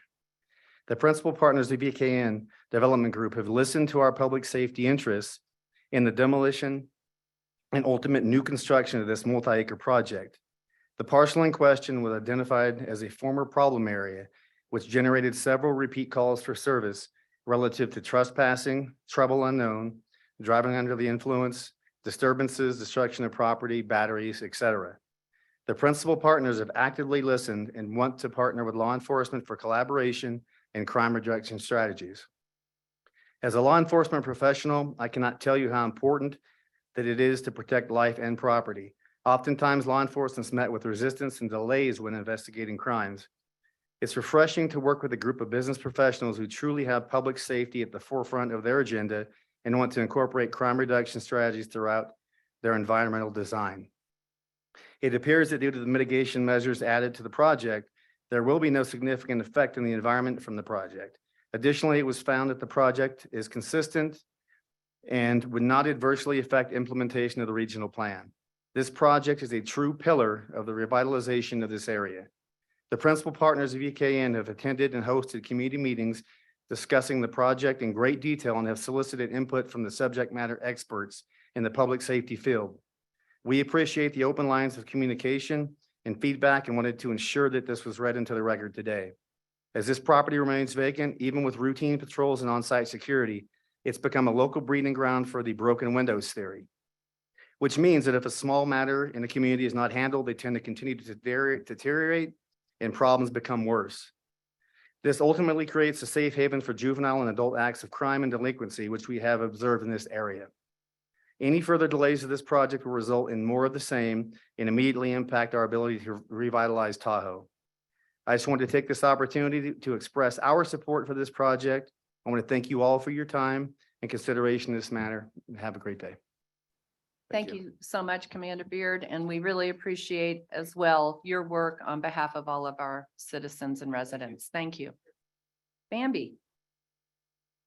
Hello, everybody. I'm Bambi Mangarelli. I'm a resident of Crystal Bay since 2019. I heard you say there were 14 of us to speak today. There would have been probably 60 if our community-minded team from EKN didn't encourage us to be mindful and respectful of your time. So instead of I'm coming to speak today on behalf of 30 of my neighbors and residents of my area. I'm reading a letter that they all signed, dated, put their address, put their contact information on, and we're doing this so that you don't have to hear the same thing 30 times today. We don't want you We to believe- appreciate that from both of you. Thank you. We sat through the meeting in March. It was really an education in what you do here and how graciously you can endure things like that, hearing the same thing over and over again. So we appreciate it and we want to be good neighbors to you guys too. So this is what the letter that we signed. I'm speaking on behalf of 30 Crystal Bay and Klein Village residents who signed the letters because they're in full support of EKN Development's revision plan to revive and enhance our neighborhood. Today, with the signatures and support of my neighbors, we're asking that you approve this revision today. For too long, the neighborhood has suffered from dilapidated buildings and unkept areas, the degraded state of the area, the chain link fences, boarded up and broken windows, abandoned spaces are such an eyesore. We walk and drive by it every day. We wanted to address the situation that we see as dire as well, but our sheriff did such a good job at that. I'll skip that part. I also want to comment on the fact that EKN and their team did such an amazing job of community interactions and they've been so accessible to us. And they also have had to endure hearing the same question and the same comment over and over and over again with just incredible patience. And this makes me think about the people who, I know that it's fine to disagree or to have a different opinion on a development potential or situation. What I get frustrated with is what I've seen is that the people who come in hot to these things and come in angry, I've been face to face in these situations a lot with EKN and the team, and they come in hot and angry, and then they have a conversation with EKN and they leave as supporters over and over and over again, which leads me to believe that it's misinformation, a lack of information that's causing a lot of this, a lot of these people to be against this project. So I want to commend them for that as well. I really want to urge you to approve the revised project without delay so that we can enjoy the things that they are offering to us, which are so much better than the 334 units that we will get if this doesn't get approved. So thank you very much for your time today, and I'll submit the letters for your review. Thank you so much. Okay, our next three speakers, we'll start with Mr. Flaherty, then John Mangali, and then Rosie Weber. Thank you, Madam Chair, members of the governing board. While I'll speak as Doug Flaherty, TahoeCleanAir.org. While TahoeCleanAir.org is in favor of environmentally sound redevelopment based on a relevant and recent data-driven cumulative environmental impact statement, which includes a data-driven roadway by roadway capacity wildfire and winter evacuation assessment, and an up-to-date relevant and recent EIS, TahoeCleanAir.org is opposed to the current project approval without a relevant and recent supplemental cumulative impact EIS. We're not opposing redevelopment. Nobody that I know is opposing redevelopment. There's some technical, environmental, and safety issues that have to be covered. Due to the changing and new information, the original Biltmore project EIS in 2011 can no longer be considered as recent and relevant, and TRPA should not approve this project until the developer provides a recent and relevant supplemental data-driven cumulative impact EIS. New and relevant information since the 2012 TRPA Regional Plan EIS and the original 2012 project EIS includes well-documented and photographed wildfire and winter mass public peril events. Any reasonable person would conclude that an EIS to both the 2012 regional plan and the original project EIS must be created to discuss and analyze the public health and safety of wildfire and winter weather mass evacuation. This assessment must be based on a scientific roadway by roadway evacuation capacity analysis, data-driven analysis, and must include accurate intersection data traffic studies in order to analyze the cumulative effects and the safety impacts during mass evacuation during all seasons. I have a lot more here. I hope it's only actually 1 3/4 pages. I can't cover it in 3 minutes. I would hope that you'd all read every bit of the written comment that you have in front of you. And lastly, I'll continue to use the same mantra. Your environmental checklist is a desktop checklist.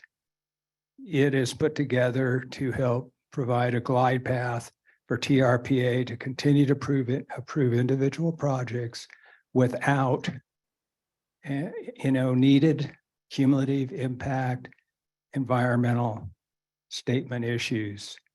I would hope that you at least ask for a supplemental EIS in this case, or an environmental assessment to help determine if one's needed, instead of using a sham environmental checklist. Thank you. Thank you, Mr. Flaherty. John?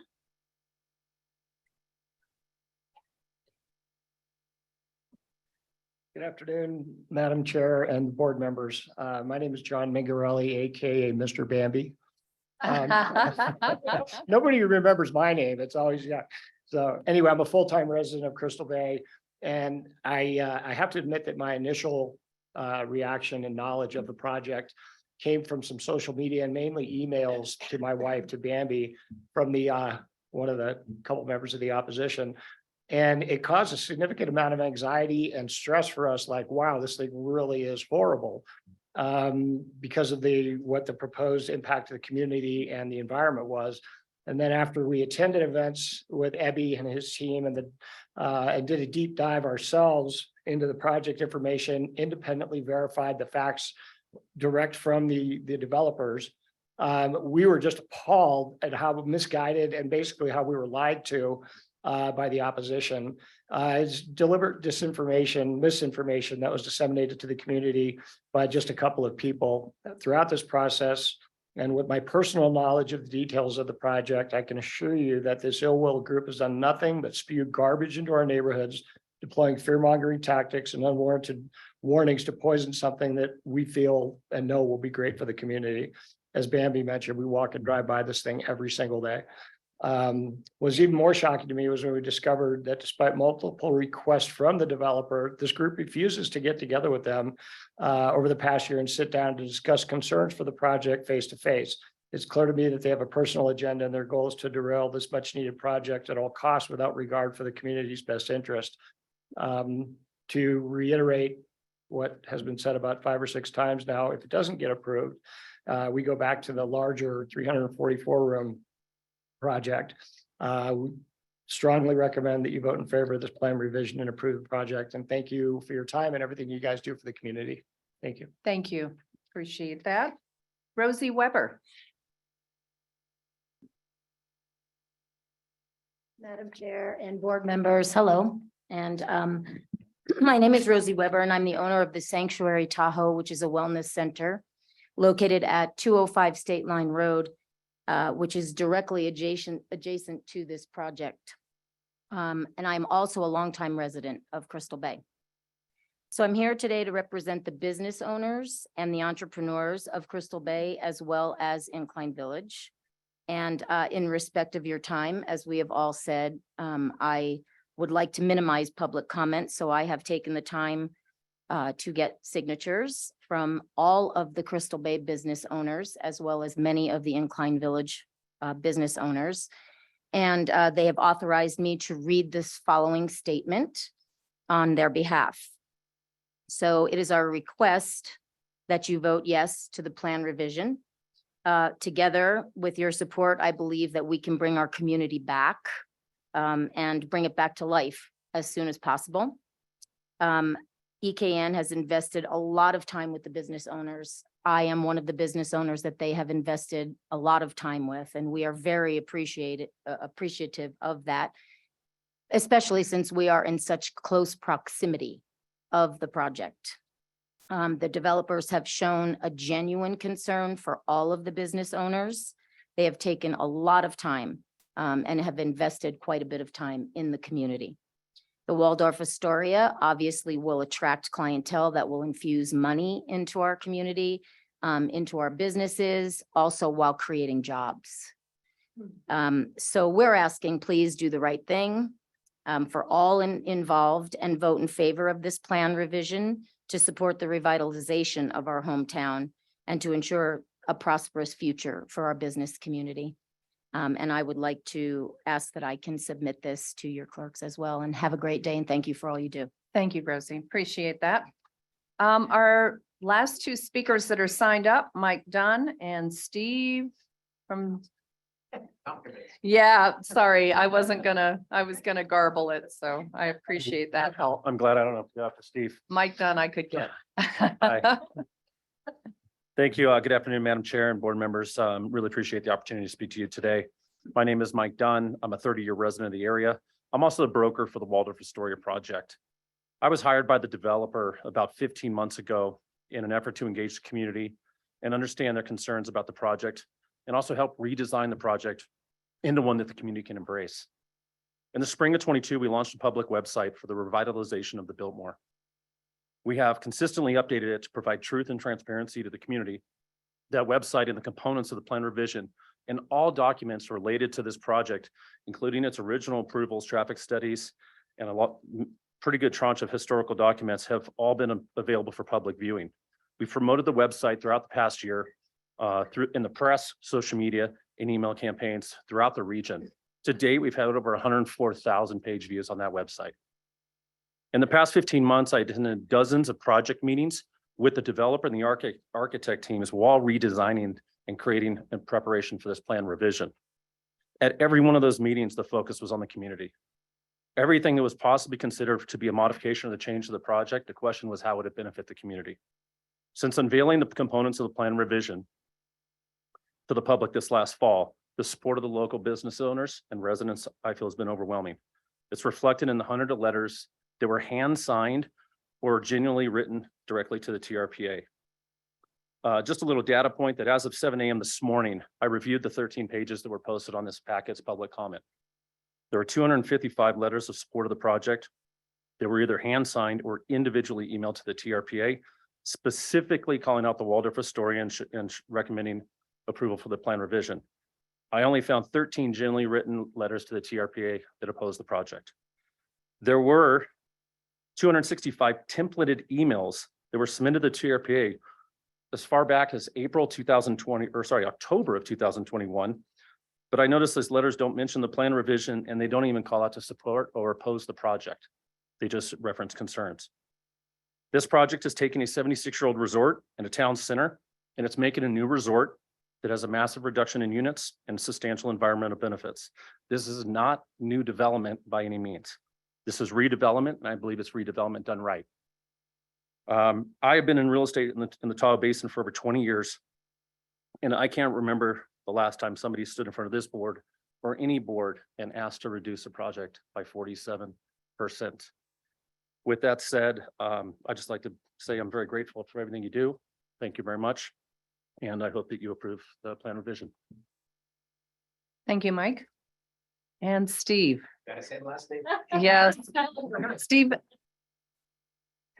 Yes, okay. My name is Steve Tomkovitz, and Tomkovitz, thank you for letting me speak today. And is it Julie? My wife and I bought a place here 17 years ago. We moved here full-time 4 years ago. To the board, thank you very much. You approved a project. We're not developers. I grew up on the streets of LA, single mom, sold flowers on off ramps, built a big company, got a bad heart, moved up here to retire. One of the things my mom taught us was take care of everybody you meet, right? You guys approved the bowling alley. And we dumped $15 million of our money that we made over the years into a community project to beautify something. If I look at that project, when I dug up the sewer lines, it was leaching into the ground. You didn't make us do it, we did that. You made us put in a parking lot that you owe me about $1.5 million for. I didn't know that when I said we'd build a building, but you did it for good reason, to make everything better.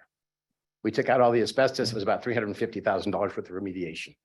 To say that buildings are falling apart on the lake are like saying that Steve Kerr called me to step in for Steph Curry. I want to thank you very much. I'm a father, I'm a grandfather. What you allowed us to build brings the community together. If you haven't been to the bowling alley on a Friday night to watch the community come together, to see a brand new building that is modern, that provides community, environmental sustainability, and 45 jobs where there used to be 5.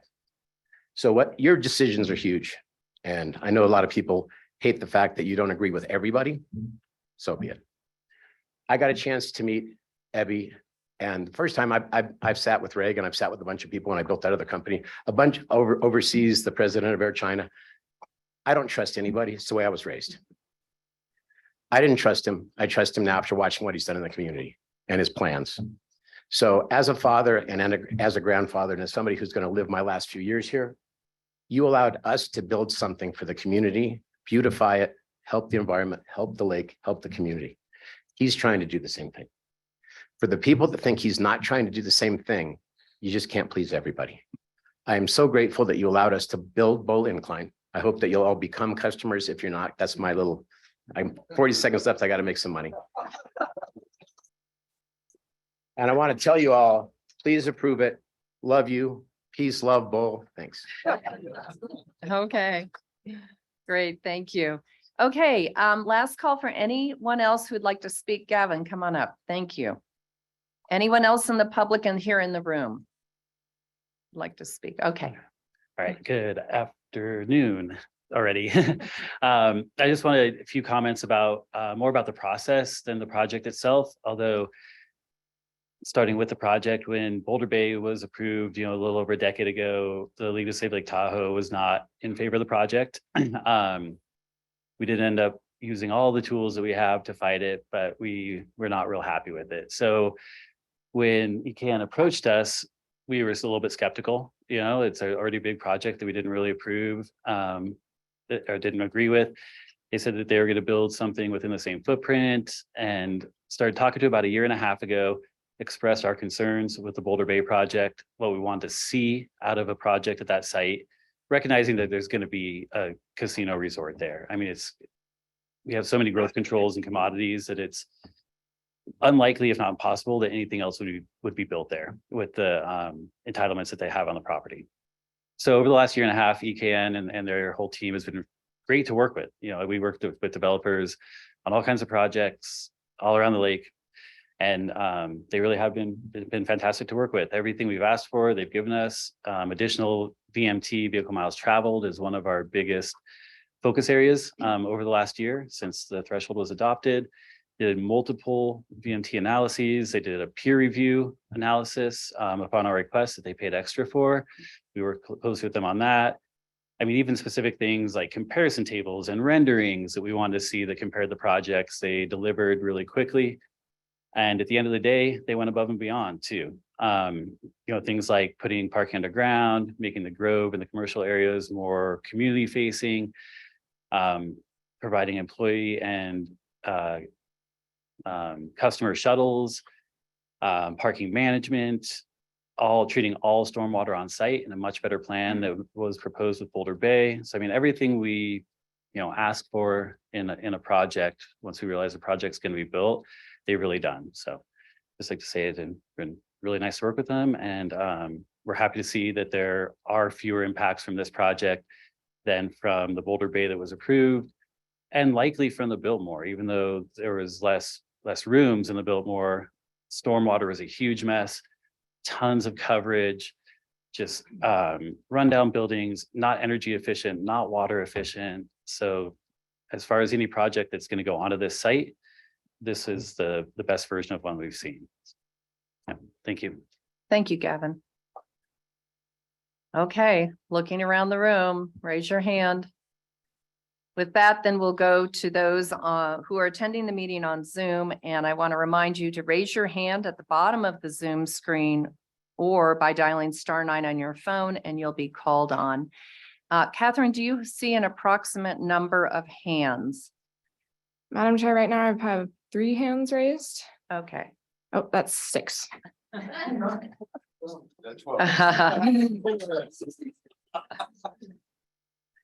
Again, please raise your hand so that we can get an idea of how many we have online. We're hovering at about 7 right now. Okay, close enough. So we'll start. Catherine, if you'll call on those to unmute and make their comments. Thank you, Madam Chair.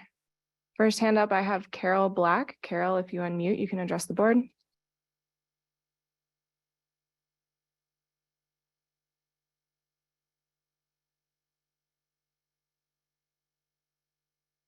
Carol, can you unmute?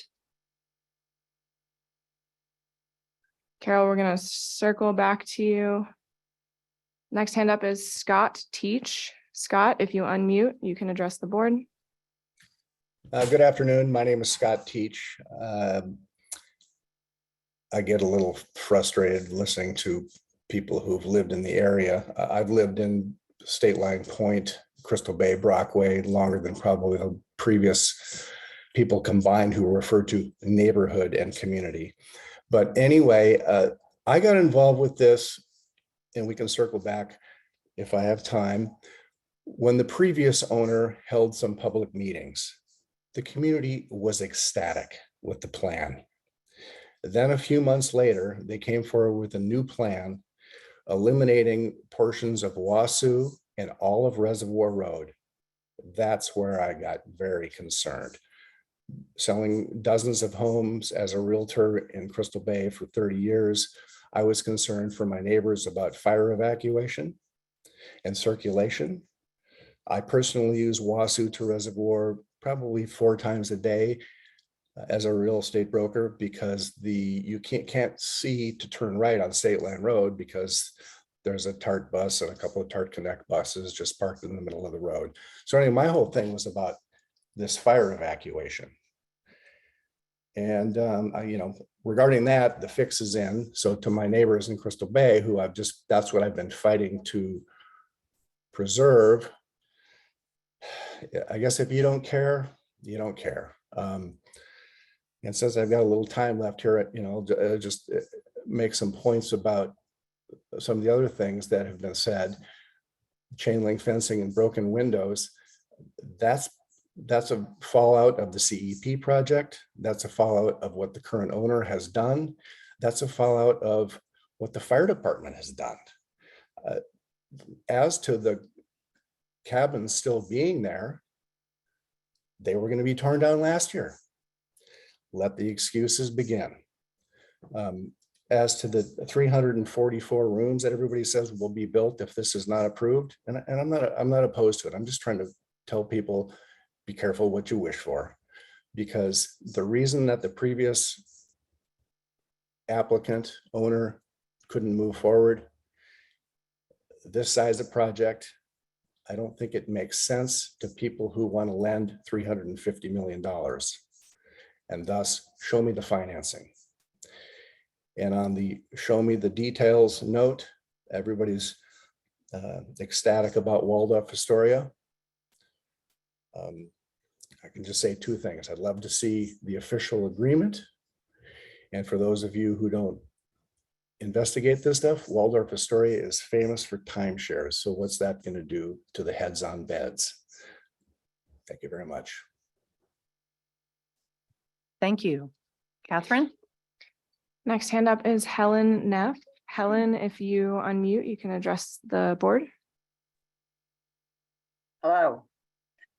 This is Helen Neff. I'm a resident of Incline Village, and thank you for the opportunity to speak.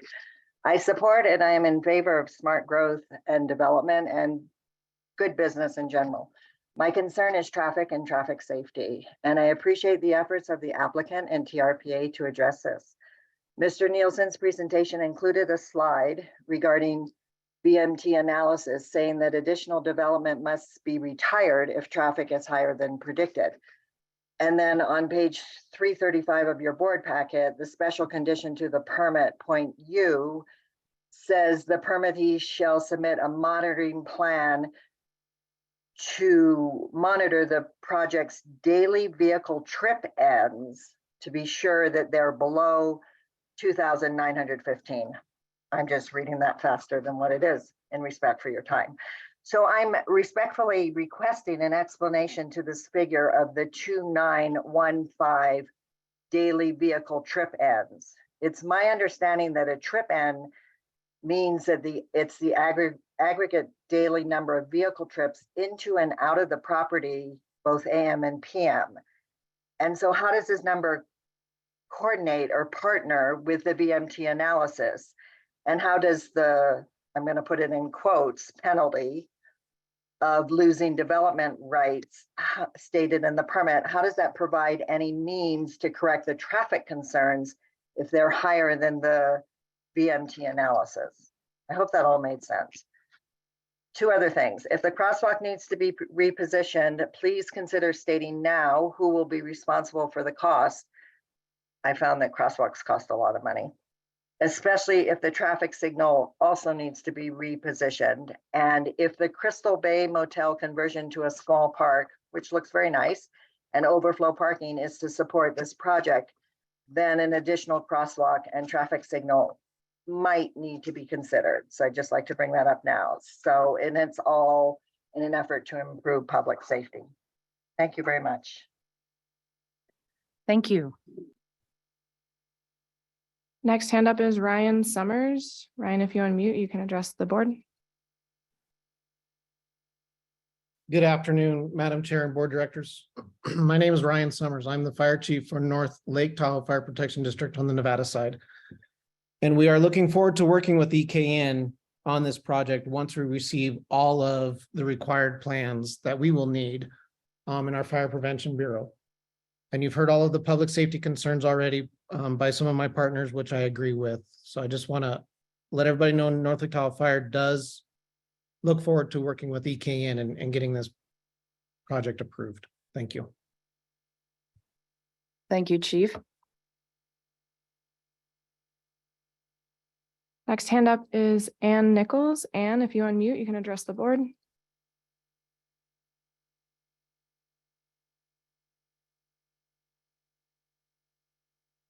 Ann, I see you're unmuted, but I'm not seeing any feedback into your microphone.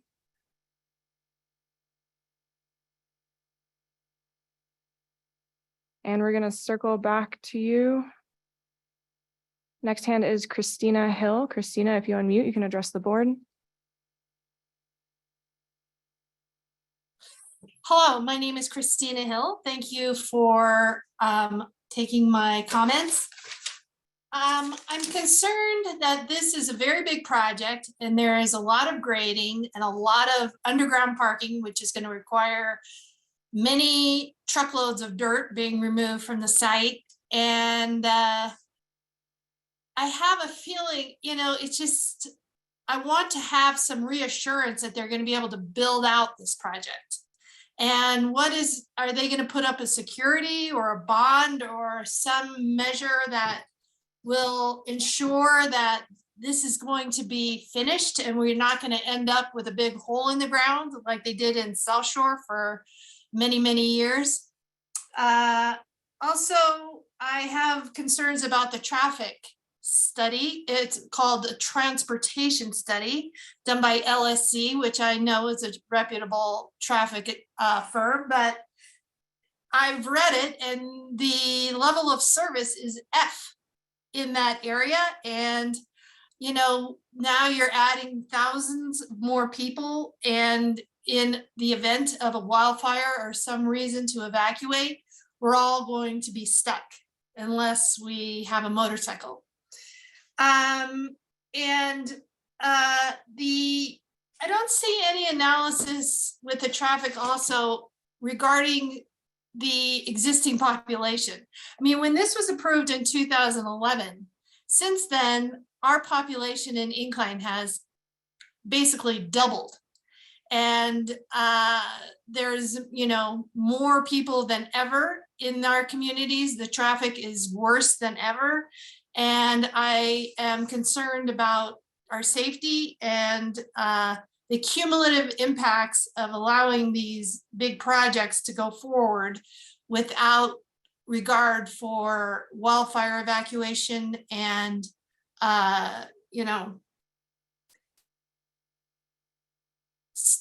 traffic, level of service analysis that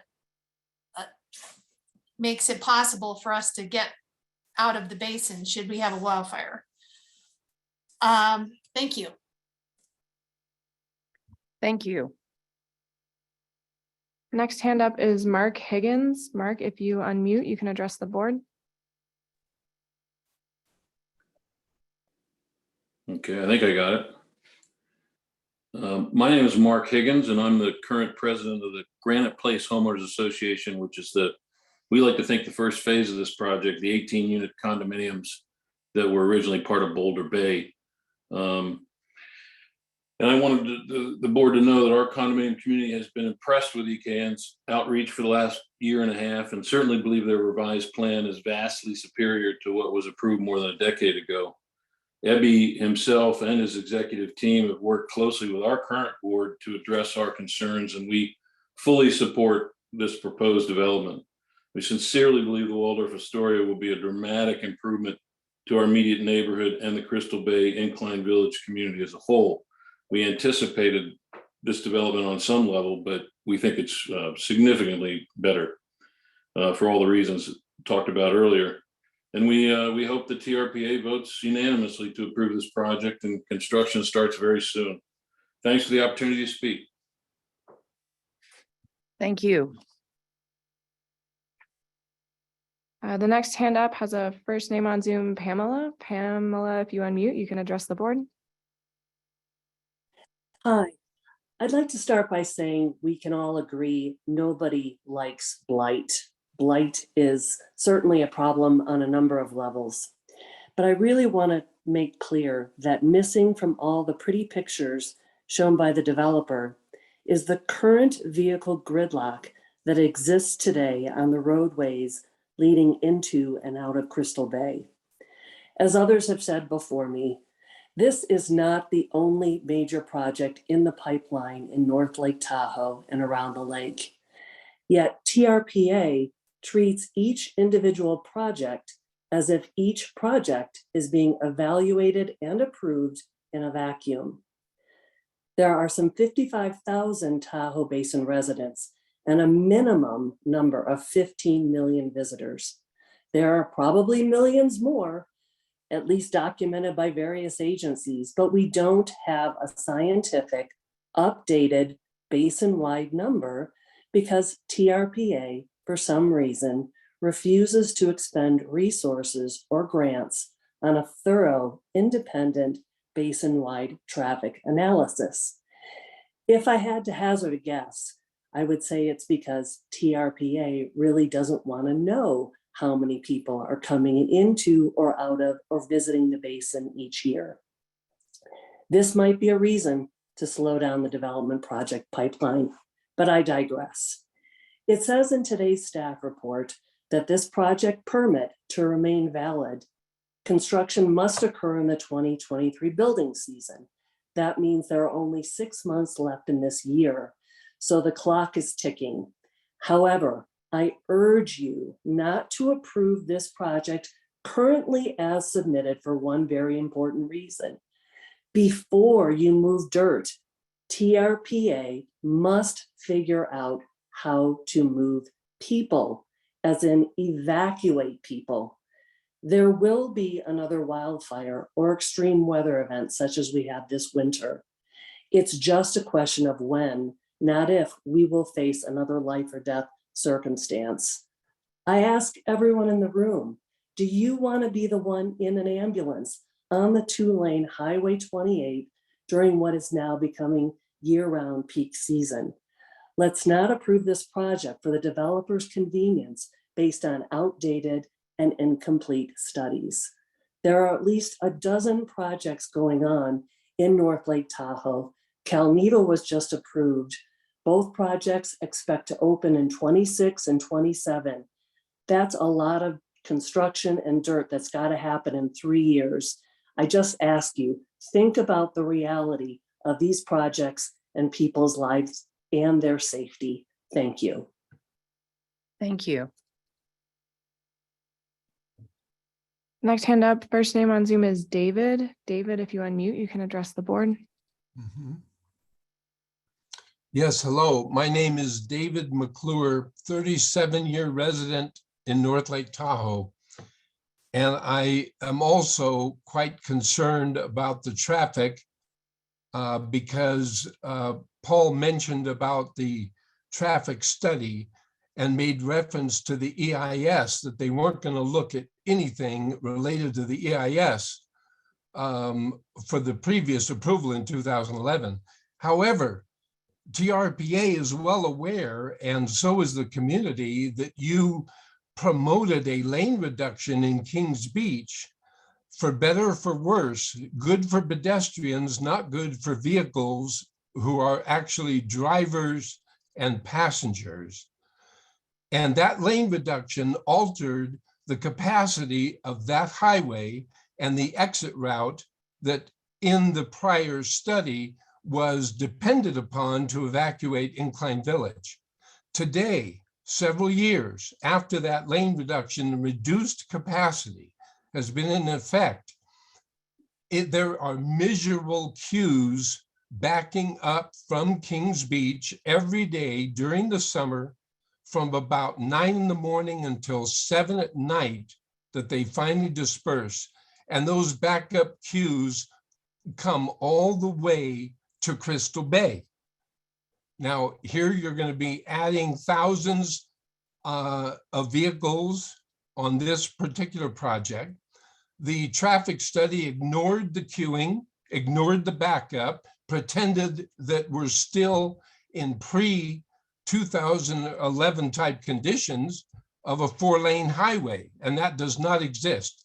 So I don't understand how you can reconstruct a highway that affects traffic and at the same time continue pushing development without any assessment or analysis of the impacts of that queue.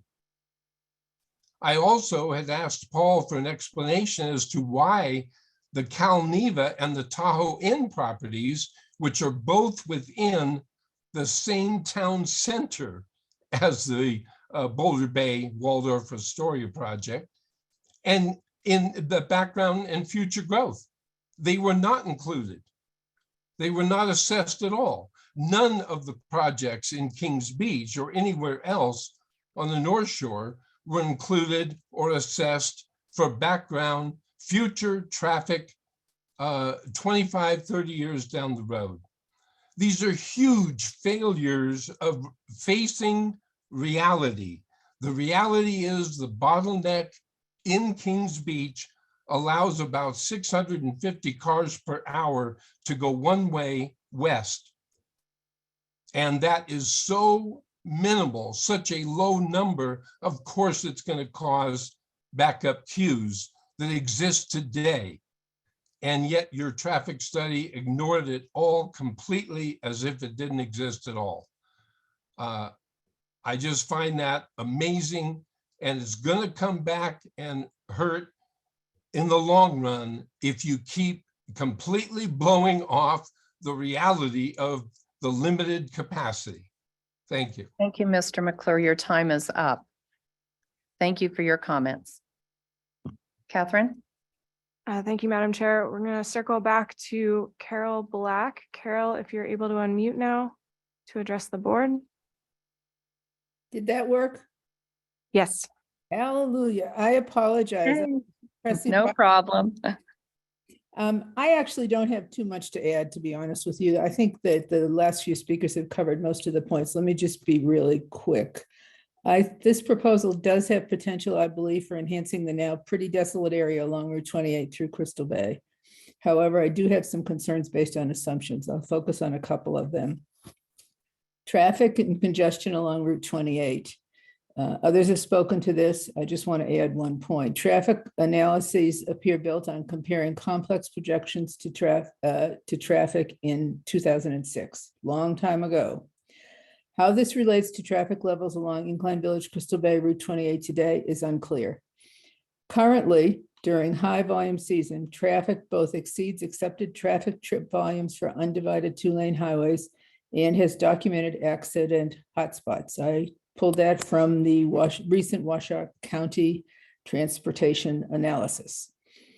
For safety daily and during potential evacuation, a robust analysis compared to current traffic volumes is, I believe, needed. The VMT projection is based on decreased density, as I read it, not my area of expertise, I admit. However, decreased unit density may not align with actual occupancy or vehicle volumes. I'm told the developer has not provided occupancy projections. I wonder why. I don't even know if it's true, but I do wonder why if it is true. Employee housing is considered. However, the majority of proposed employee housing will be provided off-site using existing units. How does this help overall employee housing shortfalls in the area, which we know are significant? Sounds like robbing Peter to pay Paul. Seems that developers should be required to actually develop needed workforce housing. I know there's some proposed on site, but the majority is not proposed on site.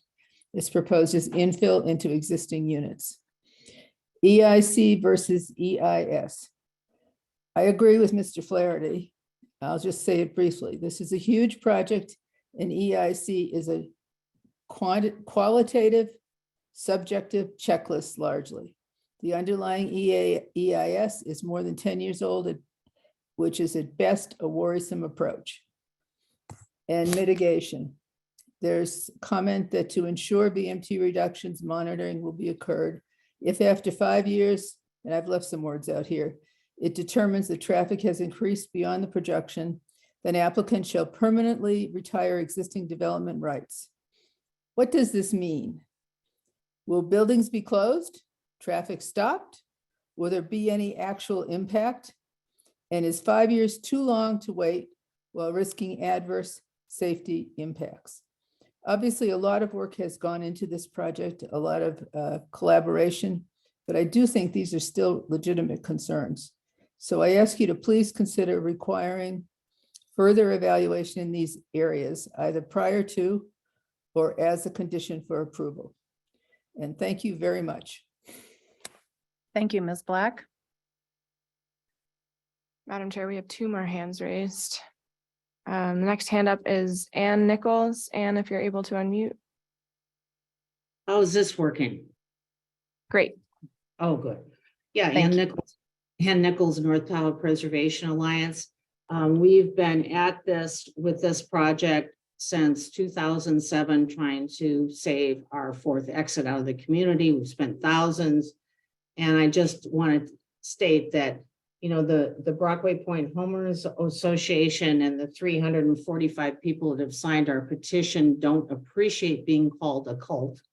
You know, just legitimate concerns about traffic and the ability to put 10 pounds in a 5-pound bag shouldn't be denigrated by other members that have spoken today. Anyway, you know, problem, of course, 800,000 square feet when the original project was 100,000 or 110. That's significant increase. I don't care what you do. It's still, even they claim 2,880 trips a day. You know, already we, as everyone else has said, we already have issues. The hotel is 58,000 square feet. The accessory spaces are bigger. They're 70,000 square feet.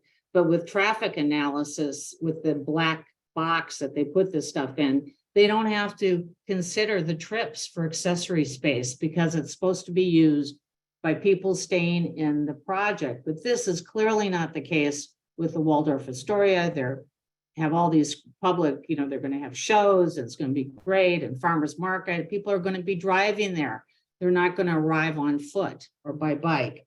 So, you know, we've asked repeatedly what the population of the site is. They won't tell us. How many employees? Don't know. Won't say. You know, just, we need common sense analysis of this. And we, you know, have met, Ron Volay has met repeatedly from our group with the county and with the developer trying to get good circulation. They've changed the circulation significantly by having a drop-off point now up on Lakeview instead of, and they removed the street that comes on 28. I know everybody wants something better. The place is just awful, which is, and by the way, I really resent the TRPA claiming, oh, why are things so bad, when it's from your set projects that you know, Ferrari La Lima, Boulder Bay, Tahoe Inn. Those are the really bad properties, and that's a creation by the TRPA. So one wonders if you can rely on the people that caused this problem to fix the problem. Thank you very much. Thank you. And the last hand raised is John Eppolito. John, if you unmute, you can address the board. Can you hear me okay? Yes. Yeah, my name is John Eppolito. I'm not going to repeat what other people said. They're more studied up on this than I am. But I agree with what Doug, Dave, Ann, and Carol all had to say. I'm most concerned about the traffic in that area, especially when we have a fire. I think you guys are putting us all at risk. Hopefully someone will file a lawsuit. And I don't think we're going to be able to get out of here in the summertime when there's a fire. And I think you guys are neglecting your duty, especially the TRPA. Of course, the developers want it. The counties can kind of, you know, I could see why the counties would want it, but the TRPA is losing a ton of credibility approving these huge projects and putting us all in danger. Thank you very much. Thank you. Madam Chair, excuse me, there are no other hands raised to comment on this item. Okay, thank you. And I'll ask one more time here in the room. I'm not seeing any hands here, so I'll close the public comment. And then I'd like to go call on staff and the applicant if there's any issues that have been raised that you would like to address, and then we'll go to board questions. Yeah, thank you, Madam Chair. Oh. I was just a little slow. A little slow this afternoon. I apologize for that. Lou Feldman on behalf of EKN and the Waldorf Astoria Lake Tahoe project. I just wanted to kind of comment on some high level, I think, planning issues that have been raised. And as has been noted, the community enhancement program, which occurred in roughly 2006, was a recognition for a pilot program that the built environment was not serving the environmental or economic or social issues in the basin. and a competition occurred for which a variety of projects participated. And it was TRPA's call to arms to say, hey, we're going to incentivize redevelopment because it doesn't take a rocket scientist to observe the legacy development was not very sensitive to most of the values that we cherish. That CEP program actually was the blueprint for the regional plan update, where environmental redevelopment became the catalyst for the update to the 1987 regional plan.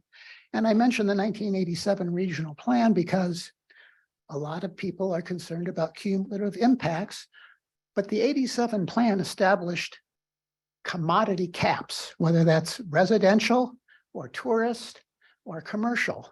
And the fact of the matter is, through 30 plus years, we haven't broached those caps.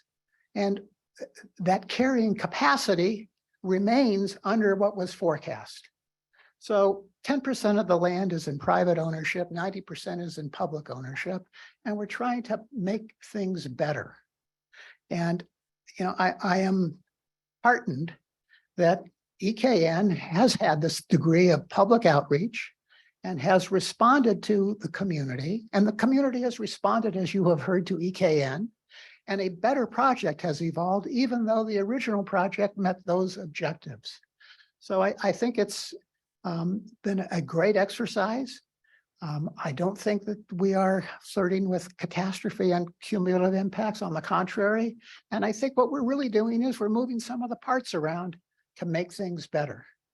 And so I am pleased that EKN has been that responsive to the community. I am pleased for the degree of support that we have experienced, and very much appreciate this board's consideration of what is a plan revision with a almost 50% reduction in density. And all that can do is reduce traffic and impacts greenhouse gases and make North Lake Tahoe and Crystal Bay a better place to live, work, and play. And thank you for allowing me to arise slowly, Madam Chair. Okay, then thank you, Lou. We'll go to Paul, and if staff has any items you'd like to address. Yeah, thank you, Madam Chair. Just want to clarify a few statements that were made during public comment.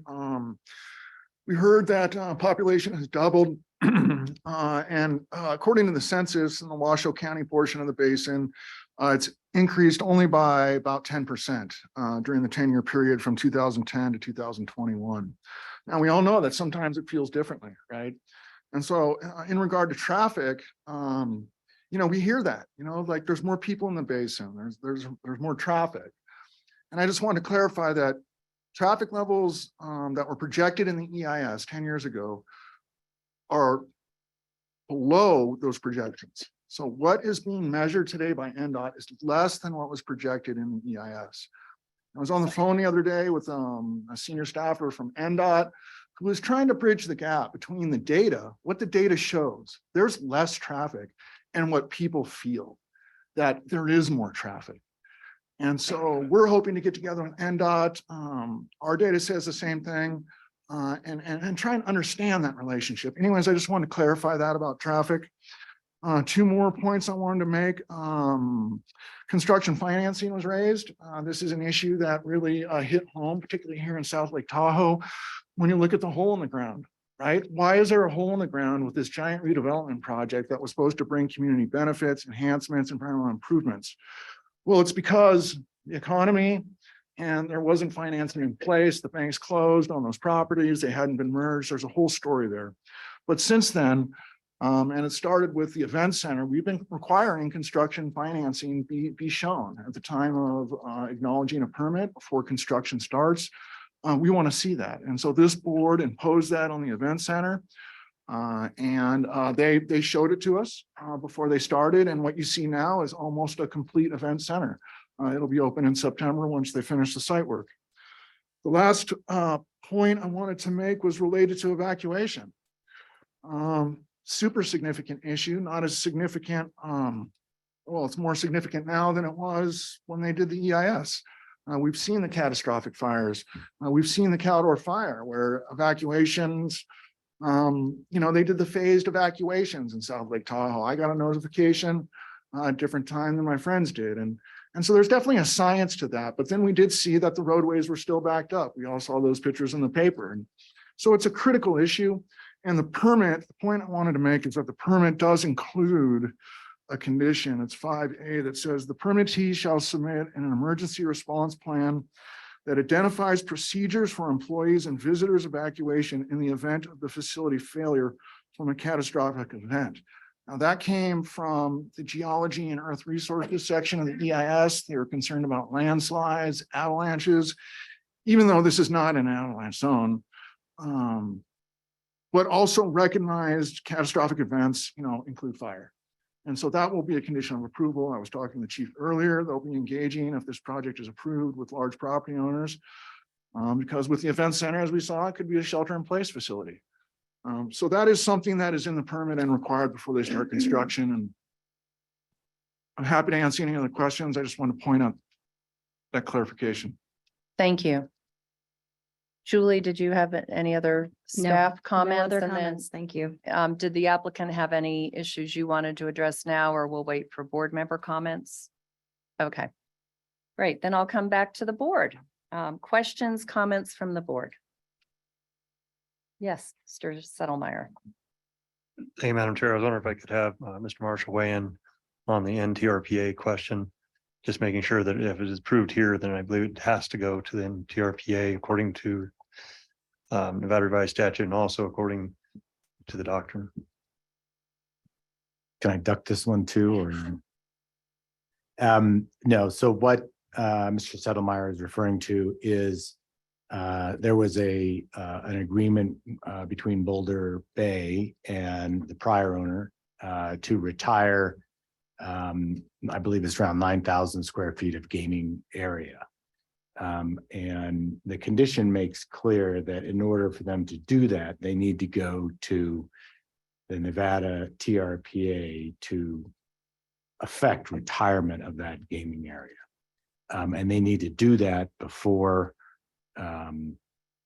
their permit can be acknowledged to allow them to go forward with construction of this project. So that's just confirmed. They have to do it anyway, but whether there's a permit condition or not, but we want to make it express that NTRPA asked that we make it express that they had to go to NTRPA for that retirement of gaming area. Great, thank you. Does that answer your question? Any other comments, questions, board members? Oh, yes, Ms. Aldine. Thank you. So just based on some of the questions that have been asked, with respect to the multi-residential bonus units and the construction of 14 on-site workforce housing units and 10 off-site workforce housing units, the way I interpret that is these will be new units. The concern has been raised that all we're going to do is to rely on existing inventory. And I just need to confirm one way or the other, whether it's the developer's intention to develop new units off-site or merely rely on existing housing stock. It's new units, both on-site and off-site. Okay, good, good, all right. And then I just had, well, maybe you can answer this one as well. With respect to, this would be condition U on page 335 of the permit. It says if after 5 years, and you've spoken to this previously, from project completion, the monitoring determines that the daily VTE has increased beyond approximately 2,900 trip projections identified in the EIS, the applicant shall permanently retire existing development rights to reduce the VMT to meet the projection. I'm assuming those development rights would have to be purchased. Are those bank development rights held by CTC or? It could be either or. The previous developer, Boulder Bay, they acquired, because they were going to build more units, they've acquired more development rights than the revised project is proposing to use. So they're essentially, and I can't do the math, but there's development rights in the bank that they could retire, including commercial floor area, to get the reductions to meet targets in that condition. Okay. The Colony Inn was one site over here behind Rayleigh's, SEZ restoration. Those went to this project. Okay, okay, so they've been banked, but banked on this property. Correct. Okay, all right, thank you. And I think that was it, unless John wanted to elaborate on a cumulative impact issue. You're asking me if I want to. Well, not really giving you a choice. Our council's being a little reluctant Snarky today. today. The issue was raised about cumulative impact analysis. And so I just want to clarify a couple things. One is, as we've been telling you or been informing you repeatedly today, that your charge is to look at the changes that are being proposed and whether or not there's any impacts associated with that that were unanticipated or in excess of those with the prior approval. During the prior approval, there was an extensive cumulative impacts examination that included the Calneva. The Tahoe in property is one that is, there's a whole list of in an appendix for the EIS, there's a whole list of projects that were considered in the cumulative impact analysis. Calneva was included under what was then described as their redevelopment plan. I couldn't tell whether or not the Tahoe Inn site was included or not, but again, the key thing is whether or not this revision will increase or decrease the impacts associated with the approved project, which was Boulder Bay, which had more units. So what's the result of this revision is to decrease VMT and decrease the number of trips. So from that, you're going to have a decrease in what's going to happen as a result of if the project is constructed, it's built versus what's coming forward now. Other comments or questions from board members? Yes, Ashley. I just wanted to comment quickly on this process today, where I really appreciated the public comments that aggregated a bunch of comments together and then supplied those signatures. It was very helpful. And just because we only heard from you once doesn't mean we couldn't multiply in our head the number of people who actually supported that comment. And just in general, the candor and the I guess the attitude today has been really welcoming. And I feel like the comments have all been very respectful. So thank you. Thank you. Yes, Mr. Friedrich. I have a couple of questions I want to get to about plans for things like on-site solar, EV charging, sustainable building materials, dark sky lighting, et cetera. So I'd welcome those, Evie. But then in the meantime, Paul, you mentioned the event center. Of course, for that, there was a traffic mitigation requirement to contribute to microtransit, which has helped jumpstart Lake Link. And the Latitude 39 project, Mr. Feldman, I think I remember there was a voluntary contribution of 10,000 or something to that project. And in reading this, I mean, a lot of our comments are about traffic, right? That's always a concern. And I'm reading about the alternative transportation plan, which includes, let's see, employee shuttle services, shuttle for guests, service to the site. So I would, if a little more detail could be provided on those, was a permit condition contemplated that would, for example, provide workforce shuttle like some of the casinos have here to bed bases like Reno or Carson, or visitor shuttles from the Reno Tahoe airport or Incline. It'd be great if you had a series of electric shuttles to really get, emissions down and maximize the number of people visiting without a car. That would certainly satisfy some of the traffic concerns. So just a little more detail on that, and if any permit condition that along the lines of the event center or volunteered for Latitude 39 project were contemplated. Yeah, so there's a couple of conditions that relate to transportation. Specifically in regard to the event center, that project was creating VMT. This revised project here is reducing VMT, as did the original project. So there was no mitigation requirements similar to what we saw with the event center, where they had to make sure there was no net increase. So that's where the transit contributions came from for the event center, and Lake Link has been realized because of that. Now, having said that, this is a community enhancement program project. And originally they did propose the use of shuttles that I spoke about earlier. Specifically, condition 5W speaks to alternative transportation measures outlined in the mitigation monitoring plan for the EIS, right? Each EIS has a mitigation monitoring plan. These shuttles were in there from the beginning. The condition talks about a shuttle pickup and drop off to an area ski resort during the winter season, beach access shuttle service as well. And so some level of shuttle, and this is right out of the permit, some level of shuttle service shall be provided year round with adjustments made for summer and winter peak seasons. During busy summer days, one proposed shuttle vehicle shall make round trips between the project site and nearby beaches for 12 hours a day, departing the project site once an hour. So those are the specifics that are in there. We see those types of shuttles for Edgewood. They've been very successful for Edgewood. And so that is an above and beyond contribution that was not required for mitigation.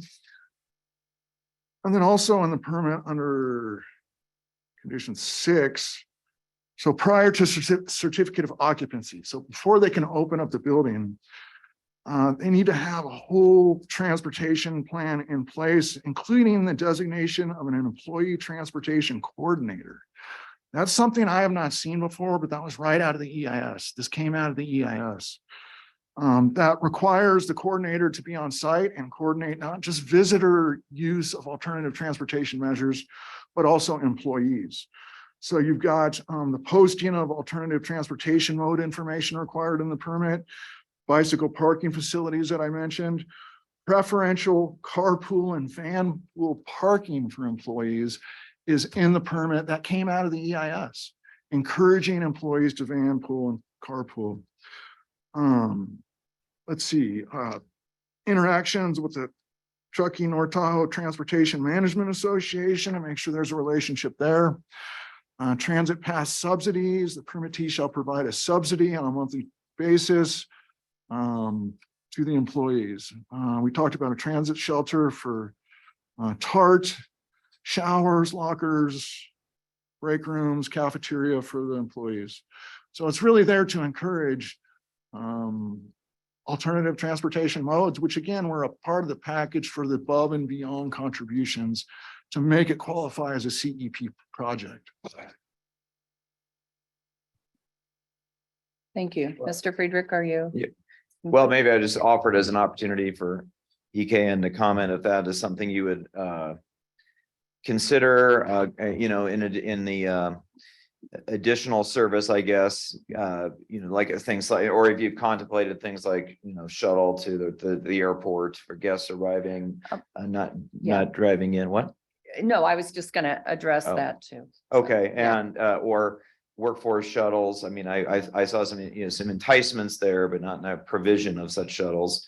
Or, you know, just other elements like that to get guests there out of their car, knowing that once they get there, they can get to the beaches and other places without a car and spend time on site. So that's one question. And then while you're up there, I just wanted to follow up on those other things I hinted at about on-site solar and EV charging and dark sky lighting, et cetera. As the applicant comes up, I wanted to weigh in, Mr. Friedrich, because Placer County and Washoe County are in great partnership on the micromass transit that we provide on the North Shore with transient occupancy tax dollars already. And so as projects come online that contribute more, we get more micromass transit. And that has been the methodology of how we've gone after micromass transit delivery. So that the project coming online, when I spoke with the applicant, they've assured me that that contribution, they'll continue to support those levels of contributions to the Washoe County side, Alexis, and correct me if I'm wrong, as well as the Placer County side is doing the same thing. So we're working very closely on delivering micromass transit for employees, for visitors, and our community members. And that's how we're funding it, is through projects just like this. Right. And so those united efforts are what are solving our traffic, not project by project, but as a regional approach. Alexis, did I capture that correctly? Yes, I think you did a great job of capturing that. And It's funny, I just heard from a community member to compliment the microtransit that we are doing up in Incline Village, and they said, I want more. And I said, I'm building into the budget, and I think some of these projects will eventually contribute more to it. So it's been a very successful project. So applicant, EKN, I didn't mean to take away, but I just wanted to make sure, because often on both sides of the lake, we handle things a little bit differently as to how we're funding some of the enhancements. So I wanted to make sure Mr. Friedrich knew that. Go ahead. Well, I think the dark sky issue. No, I still had questions Yeah, about. on Yeah, the that- solar charging. And also just, I mean, my local microtransit would not be, it doesn't provide service to the airport, to the hotel, or for workforce to Reno or Carson, right? So that would be different segments. And then, then I also just had questions about any plans for EV charging, on-site solar, dark sky lighting, some of the environmental plans that you may have that haven't been discussed yet. Madam Chair, board members, Tom Jacobson, EKN Development applicant. Thank you again for the opportunity to address your questions. First off, we do participate currently in are active in the transportation system.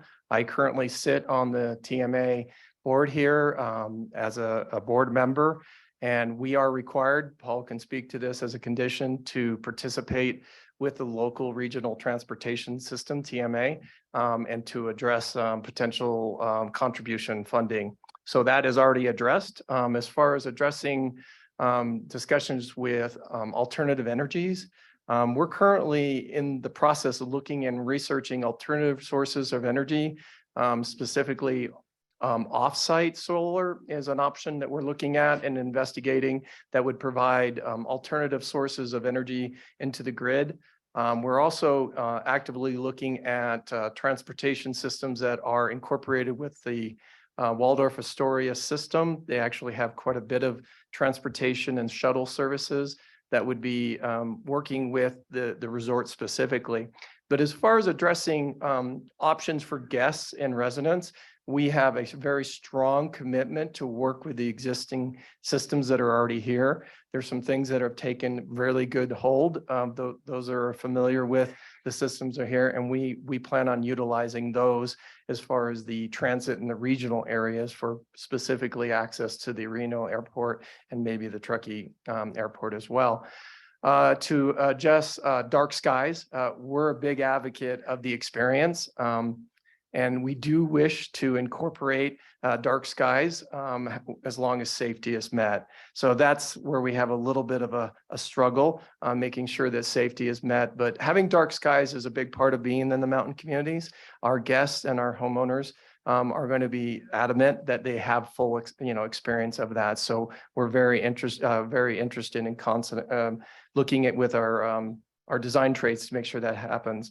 And then on EV charging. On EV charging, our guest base and residents will find that EV charging is something that our guests are looking for today, and something that, because we have 460 stalls underground, we actually are going to manage all of that parking. And a big part of that will be managing the charging abilities for not only the residents and guests, but looking at more of a supercharging, which is kind of the more trend. Residents will probably have the secondary charging that, overnight. So I hope that answers your questions. Yeah, thank you. Thank you. Ms. Lane. Thank you, Madam Chair. I just want to really thank the developers. I've seen a lot of development in the basin over my 20 years on being on different governing boards. And the level of community commitment that is involved in this project, I can't even think of another one even close to it. They're talking about providing a public park, undergrounding of utilities. That's something that we did here in the redevelopment project at State Line. And it's subtle. Sometimes people don't even notice it until they go back into a community where everything's all over the place and they go, how come we can't have it like that? So congratulations to you for that. The employee housing, that is phenomenal. We have been trying to ask major developers to provide, contribute to, do something in that arena. And the fact that you're providing housing for employees is, you're setting a new bar. The employer trip reduction programs and the support for employees on the property, if they do choose to ride their bike there and they can take a shower and get into their uniforms and carry on with the day, it's almost unheard of. The water quality that the league talked about, preparing for the 50-year storms and not just the average everyday storms, as we just saw, right? Well needed. The 40% reduction in density. I know for a fact that developers always make sure that they get their return, right? Their return on investment. And I know that developers do a very good job of that, but listening to the community and adjusting your dollar to those concerns, again, phenomenal. And, everyone said a reduction in the blight. And we all are hurting around the basin with those kind of concerns. So kudos to you. Congratulations. This just looks like a really great project, and I appreciate you. Thanks, Ms. Lane. Ms. Hill. Thank you, Madam Chair. And Member Lane, you just were stealing a lot of the things I was going to say, but I was looking at your notes. I know. But I did want to first commend Mr. Nelson. I have been on a lot of emails with him, and he has been incredibly responsive to the community. And I feel like this has been this project has come a long way. I was pregnant when I met Mr. Jacobson, and I have a daughter that's 1.5 years now. So, and I remember telling him, Incline Village and Crystal Bay really need to feel part of this project. You need to work with the community, do what you can to create relationships and do the things that all the developers say they're going to do to me, but really do it, because I think that's how you'll be a success. They did. And certainly I know there are concerns, and I hope that when this project hopefully is approved today and we move forward with all the different phases, that the community will see that work was done. And so I really also appreciate the work with TRPA and Washoe County on more intense conditions, and the traffic monitoring that also is unheard of. Mr. Jacobson sits on the TMT TMA with me, and he's an incredibly engaged board member and trying to help. And already before the project gets off the ground, Washoe County does have dark sky requirements in the Tahoe area. So that will be something that as the development moves forward, we'll be monitoring. Grading as well for Washoe County. We require a grading deposit. And so, and also I'm really looking forward to working on employee housing. And I know that the developer wants to go above and beyond from the conditions, because they understand how important it is. So I'm appreciative of all the public comments and the community coming out, and especially our public safety, law enforcement and fire, business members, neighbors, and even the next door condos. There had been concerns initially, and hearing their support does give me reassurance. So I'm in full support of what we're doing today, and thank you so much, Madam Chair. Thank you. Other board members? Yes. Madam Chair, thank you. I just had questions about the workforce. Can you give me a little bit of summary of what the workforce will look like? Just the number of jobs that are being created by this project, the average salary or the benefits that the employees will receive. Yeah, I'm gonna have to defer to the developer on the employee stats. I know that they have, in terms of the actual brands and the space used, that's to be determined. So I don't have those specifics, and I can't project what. The reason I'm asking this is Nevada invests so heavily in its economic development, and now that we have a project coming to the area that's going to create jobs, I think it should be recognized as them coming forward and building into the community, that aspect of it. So.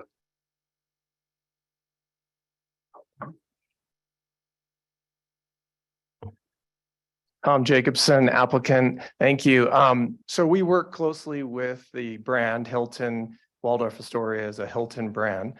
And we want to build careers instead of just jobs. So with the brand being Hilton, it has a lot of opportunities to grow people. The Waldorf Astoria brand would be on the top end of the Hiltons. We've all stayed at Hilton hotels. And so what happens is in these larger groups, they allow people to progress and grow. So the Hilton or the Waldorf Astoria will be one that people will want to be here. And these are career hospitality people. It will also provide opportunities for internships because of the large reach that Hilton has. So we believe that we're here to create careers, not just jobs is what we're looking for. Do you know how many jobs are being created by the? Great question. I was actually talking to my boss there and asking, you know what, that's a great question. I don't know the answer to. We rely heavily on Hilton to run the hotel component. And so I would have to defer to them. I could definitely research that and report it back to Paul. That'd be great. Thank you. You bet. Any other comments? Yes, Ms. Dis. I just want to quickly echo what Ms. Lane and Ms. Hill said, and just really thank the developers for engaging the community. It's really nice to hear that from this perspective. And also just make a comment, as a Nevadan, that this is an area that was once sort of a hotspot. It had its glory days. And then, fast forward 60 years and 10 years ago, 12 years ago, my now husband took me to the Biltmore and I asked him if he was planning to murder me that night. Our hotel room was so rundown and creepy. And thankfully he did not. And we're now married, so it's okay. But it's just wonderful to see this level of investment and care for the character of the community.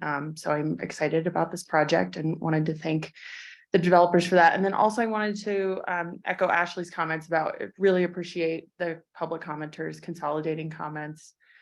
We do, read them all and get them all in our inboxes. So it's nice to have to know that we can have a little bit shorter time here today because we've read it all in advance. But thank you. Thank you. Yes, Mr. Settlemeyer. Thank you. I remember in the days of being at the Biltmore as well, when it was still open. I also remember all the work that was done on the Boulder Bay project and working on it when I was on the interim committee for the TRPA for Nevada Size and the legislature. And it's fascinating now what is before us compared to then. It's also rather strange that we're going to vote on the concept of actually reducing the actual number of units. And yet it's interesting, there's some people that are still not quite happy with that. With that, though, I applaud the concept of what they've done compared to where they were. And I appreciate their work they did with the community. Thank you. Thank you. Others? Yes, Ms. Aldine. One final comment regarding, and there's a lot of consternation about evacuation in the event of wildfire, but I think that rather than evaluating that on a project by project basis, we need to convene a meeting. And Julie and I have talked about this, maybe under the auspices of the local government committee, where all of the local jurisdictions are at the table, because it's through their law enforcement arms that we would be developing a comprehensive evacuation plan for the basin. I think it's, given the concerns, I think it's time to move forward with that. That's not to say you don't have enough on your plate, but when it comes to health and life and safety matters, I think it should take some sort of a priority. And I want to echo some of the comments that were previously made. I mean, there are good developers and bad developers. There are good doctors, they're bad doctors. I mean, and this applicant, as other people have said, have really gone beyond what most of us expect. But partnering with the private sector is going to be essential if we're going to fulfill our obligation to address some of these legacy developments. They're the ones with the capital. They're the ones with the development expertise. They're the ones with the fire in their gut to get the project, not only approved, but built. So I think we just should be a little less adversarial and take advantage of their expertise and their willingness to invest in projects that may or may not succeed. But, that's part of being a developer, as Vince knows, is taking those risks. And I'm confident that based on their current engagement with the community, they want to be a long-term partner. And so I am confident that this project will be something that we'll all celebrate when it's finished. So, thank you. Were there other comments? Yes, Mr. Friedrich. Yeah, just a short follow-up, and I appreciated, Tom, the responses to the questions and some of your environmental commitments as well. And I just want to say to the folks in the community that concerns, I mean, I think we all have concerns about affordable housing and traffic and congestion, but as Ms. Lane and others have said, I think this project does kind of set a template for how we should evaluate other projects contributing to housing, whether we have an inclusionary housing ordinance basin-wide in the future, but just making sure that new projects are also contributing to the solution. So I think that's important. And I also think on, looking at actual monitoring of traffic impacts and adjusting. I mean, I think we've always had this problem of we have mitigation measures, but then we don't follow up to see, are they actually met and are there consequences? So that is a positive here. And I also appreciate the developer's openness to going above and beyond and responding, whether it's reducing density or more open space and, hopefully increasing and looking at other ways to get people out of their cars. I get the commitment to the local transit system, but, increasingly just looking at other ways, I think it's, we all win when people show up and get around to the basin outside of their cars. So, encourage you to continue to look at that though. But so relative to other projects we've seen, I think this is a good one and done in the right way and has some real solid provisions. And this could provide a kind of a template by which we look at other projects on some of the housing and transportation verification reduction approaches, et cetera. So I will be happy to support it as well. Thank you. Any other comments? Okay, then I get to speak. Try to facilitate everyone else before I say anything, but I too want to thank the team at EKN and all your consultants for the great work you did. And to the community members on both sides of the issue, we appreciate the public input and comments. And I did want to agree with Ms. Aldine. I've been talking to staff as well on traffic and fire evacuation issues. And there is definitely a theme throughout the basin on every project that this is a major concern. And it is a major concern of all of us who live here, work here, and are on this governing board. And with that, I know that all of our local public safety officials, those in the room and those that are in the other jurisdictions, work closely together. And I have the utmost confidence that they have plans, they have protocols and are working together. And I'd love to see those brought forward in some sort of town hall or public meeting, because we repeatedly hear this concern, and by us not addressing it on a project by project basis, we could never do that. That we need to address that. And so I echo that, whether it's at local government committee or if it's in some sort of town hall formats.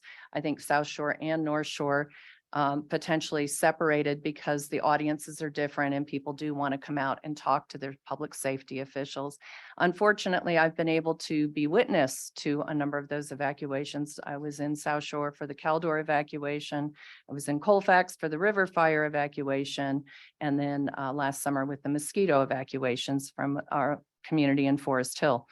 And when you see your public safety officials and the coordination and efforts of timing and zoning and how they get people out, the public isn't walking across the street to the beach on a day when you're evacuating. And if they are, your public safety officials are making sure they're not impeding traffic, which is one of the biggest issues in Kings Beach, for instance. So I think that is an important meeting, and I don't want to diminish that comment whatsoever relative to the basin, but relative to this project. I don't see that this project is doing anything but enhancing what we're going to do with traffic and traffic congestion in this region. So I just wanted to make those points, because I do feel the responsibility that we need to educate the public. Like I've been educated in watching what happens on the ground in that moment. Madam Chair, at the retreat tomorrow, we will talk about this.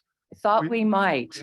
I just want, for the record, everybody to know that under the leadership of Kat McIntyre, who you all know is in charge of our forest health work, our new EAI director, she has been meeting with all the fire chiefs. We talked about it at the Advisory Planning Commission, and we do plan on convening some sort of meeting, because there are a lot of plans we're hearing about. There's always room for more coordination, but I think our role is help with that communication. So you'll hear about it tomorrow, but we're working on it. Great. And I'm assuming you're wrapping in CAL FIRE with that. That's the first person she talked to. Okay, great. Because I was out with the chief for our unit for Placer, Nevada Yuba unit yesterday on a training exercise and talked at length about safe refuge and situations. What was his concern level? Okay. Any other comments, questions? Okay, then I'll go back to the board and see if there's any interest in a motion. Yes, Ms. Hill. I'm happy to make the motion, Madam Chair. I move to approve the required findings, including a mitigated finding of no significant effect as set forth in attachment A and H, and add the NTRPA addendum. And is that the first motion? The second motion. The second motion? Oh, They're on, you can read them off the slide if you'd like. no, but No. do you want Yeah, me to yeah. vote on that? You don't need to have it for the first vote, which is just on the findings. Okay, It's just an amendment to the conditions, so Okay. that'll be the second motion. okay. But are we voting on that first one first? Yes. Okay, Second. thank you. Okay, Mario, will you call the roll? Ms. Aldine, Yes. Ms. Conrad Seda, Yes. Mr. Aguilar, Yes. Ms. Faustinos, Yes. Ms. Dis, Yes. Mr. Friedrich, Yes. Ms. Hill, Yes. Mr. Honigman, Yes. Mr. Rice, Yes. Ms. Lane, Yes. Mr. Settlemeyer, Yes. Ms. Williamson, Yes. Ms. Gustafson. Yes. Madam Chair, the motion passes. Thank you. Ms. Hill, would you like to continue? Yes, motion to approve the proposed revisions to the project subject to the conditions contained in the draft permit, including the NTRPA addendum as shown in attachment B. Second. Mario, will you call the roll? Ms. Conrad Seda, Yes. Ms. Aldine, Yes. Ms. Faustinos, Yes. Mr. Aguilar, Yes. Mr. Friedrich, Yes. Ms. Dis, Yes. Mr. Honigman, Yes. Ms. Hill, Yes. Ms. Lane, Yes. Mr. Rice, Yes. Mr. Settlemeyer, Yes. and Ms. Williamson. Yes. Madam Chair, oh, Ms. Gustafson. I was gonna say, I don't count anymore. Yes. Motion passes. Thank you. Okay. I think that's it for this item. Again, thank you all to the public for being here today and spending time. Why don't we take a 5-minute break, board? 5-minute quick break. And I'd like to Oh. take the opportunity to thank everyone. Really appreciate all your time and really would like to commend the staff for an incredible amount of time and effort that they put with us. It's a great community and we're ecstatic to be a part of it. Thank you so much. Really appreciate it.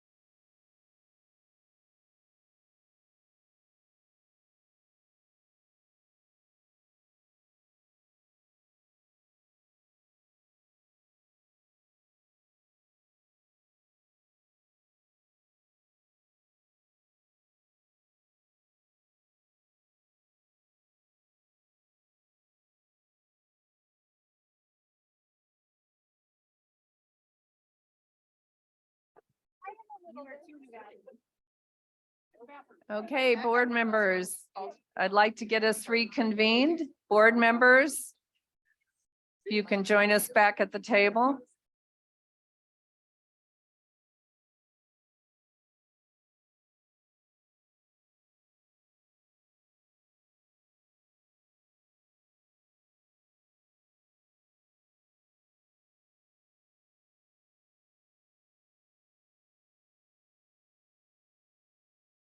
Okay, we're going to reconvene the board meeting now, and this is moving on now to item 7B on our agenda. Proposed code amendments to the achievable deed restriction category definition, including changes to section 52.3.4 and 90.2, and an amendment to section 34.3.3 regarding driveways for accessory dwelling units. Information on this item can be found on page 527. And as a reminder to the public, after the staff presentation and board discussion, we will call on you to raise your hand in person or to be called on in the Zoom webinar to share your comments. So with that, I'm going to Karen directly, or John, did you want to open first? I just wanted to say we're so glad we finally got her to the main event of the day. No, Karen, take it away. Thank you. Good afternoon, Governing Board, Madam Chair. Karen Fink, TRPA's Housing Program Manager.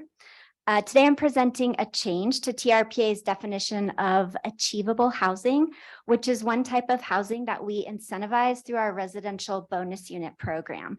And the point of this amendment today is to update our definition so that it better serves, this program better serves local workers. And we want to do this for several reasons. One, we're really trying to focus on providing housing for our local community so that people who work here can live here.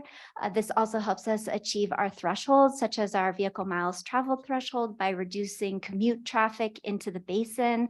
We also need to have public service workers here to support public safety, and so that we can have schools and thriving businesses. So the proposal that we're bringing you today is a code fix, basically, that arose from other items that we were discussing with the Tahoe Living Working Group. So in the coming months, we are going to be bringing forward a much more comprehensive package, looking at our development standards and how we can update those to make it more financially feasible to build affordable housing, including workforce housing. So those will be coming in later months. Next slide, please. So in Tahoe, it's very hard to provide housing for the missing middle. And the missing middle is really those households that make too much to qualify for subsidized housing, but not enough to purchase a home. And so under normal circumstances, the market would provide housing for this group. But because of the intense pressure on the market in Tahoe, and because it's a resort community, we really find that the market delivers housing to the second home purchasers. And so for that reason, we've really been focusing on using our pool of residential development rights to try to incentivize, to provide incentives and kind of to provide a separate niche for this group of households and try to recreate that missing middle housing stock. And one reason that we're bringing forward this amendment today is that we are starting to see the market take advantage of our achievable category, which we created in 2018. So we have permitted 30 units of achievable housing so far, and those are units that they are not receiving any public subsidies or any public land donations or grants. And as we start increasing the incentives that we associate with this achievable category, we expect to see more of these units coming in. So we want to make sure that the definition is targeted to the groups that we have identified as needing to support in our regional plan goals and policies. So next slide, please.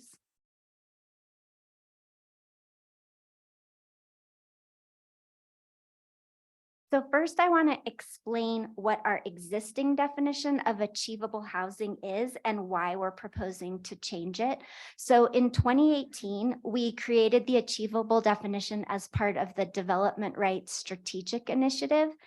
And we set the income cap for achievable housing at the percentage of area median income needed to afford to buy the median priced home.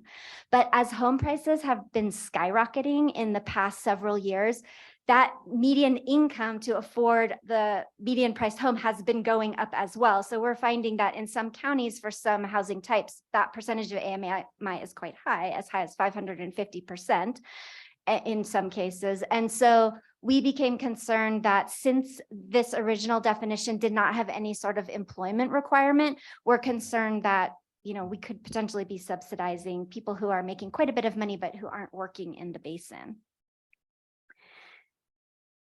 And then there's a few other elements of the existing definition that I just want to point out. On the right-hand side, there's some other requirements. So if the homes that receive an achievable deed restriction and get a bonus unit for that, they must be used as a permanent residence.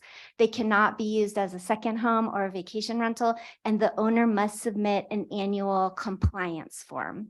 And then also, I just want to point out on the left, there's the table that shows the different income categories. And under our existing achievable definition, it's also inclusive of the two other categories that we provide bonus units for. Those are generally subsidized categories: affordable income housing and moderate income housing. And our definitions align with state definitions for subsidized housing in those two categories. So next slide, please. What we're proposing and what's proposed in the packet is to replace the income cap with a local employment requirement for households that make more than 120% of area median income. And including an employment requirement is based on what we've seen some other areas do, such as Vail, Summit County, Eagle County, and now Placer County. So under the new definition, a household that lives in an achievable unit must meet one of these three criteria. So at least one member of the household must be employed at least 30 hours a week or more for a local employer in the Tahoe Truckee region.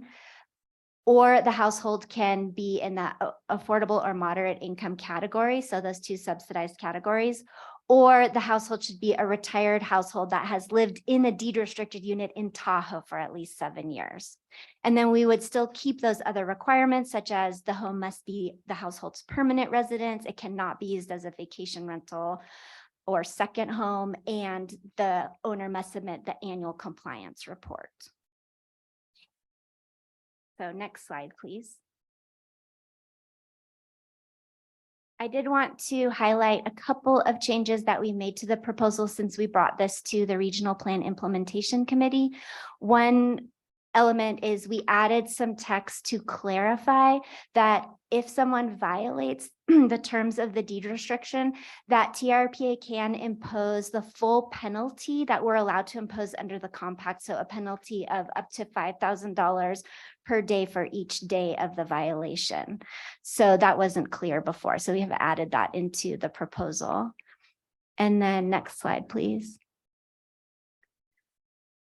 We also added some clarifying language about people who are purchasing the home. So we did some updates to just make sure that those entities that are buying the homes are able to serve the purpose that we want. So just for example, one of the things that we added is to allow people who do not yet live in the basin, but have accepted a job or are looking for a job in the basin to buy one of these homes. So even if they don't currently have a Tahoe address, but they're about to, they could purchase the home, but immediately upon occupying the home, they would need to be ready to show that they comply with the other terms of the deed restriction. Next slide, please. And then the other element of this proposal is we also included an update to our accessory dwelling unit driveway code. As we've been permitting accessory dwelling units, which we've been getting more ADU applications, we found a need to clarify that an accessory dwelling unit could have a separate driveway when having a separate driveway would result in less environmental disturbance than one single driveway that connects both of the units. So under our current code, a single family home can have a circular driveway that has 2 points of ingress egress. But we had a couple of applications where we were finding that that actually required more coverage and more tree removal than just allowing two separated driveways for an accessory dwelling unit. So that is what this is. And then we did actually add the language in blue. We added safety as one of the considerations that the planner could work with the applicant on when determining the configuration of the driveways. Next slide, please. Thank you. So with that, I will turn it back over to the chair. Thank you, Karen, and thanks for all the efforts and the reflection of some of the comments you've received, a lot of the comments you've received. Yes, board members, questions, Vince. Hi, thank you. Oh, geez. I just wanted to say that we heard this at RPIC last month as well, and we debated it and voted to forward this to the governing board for approval.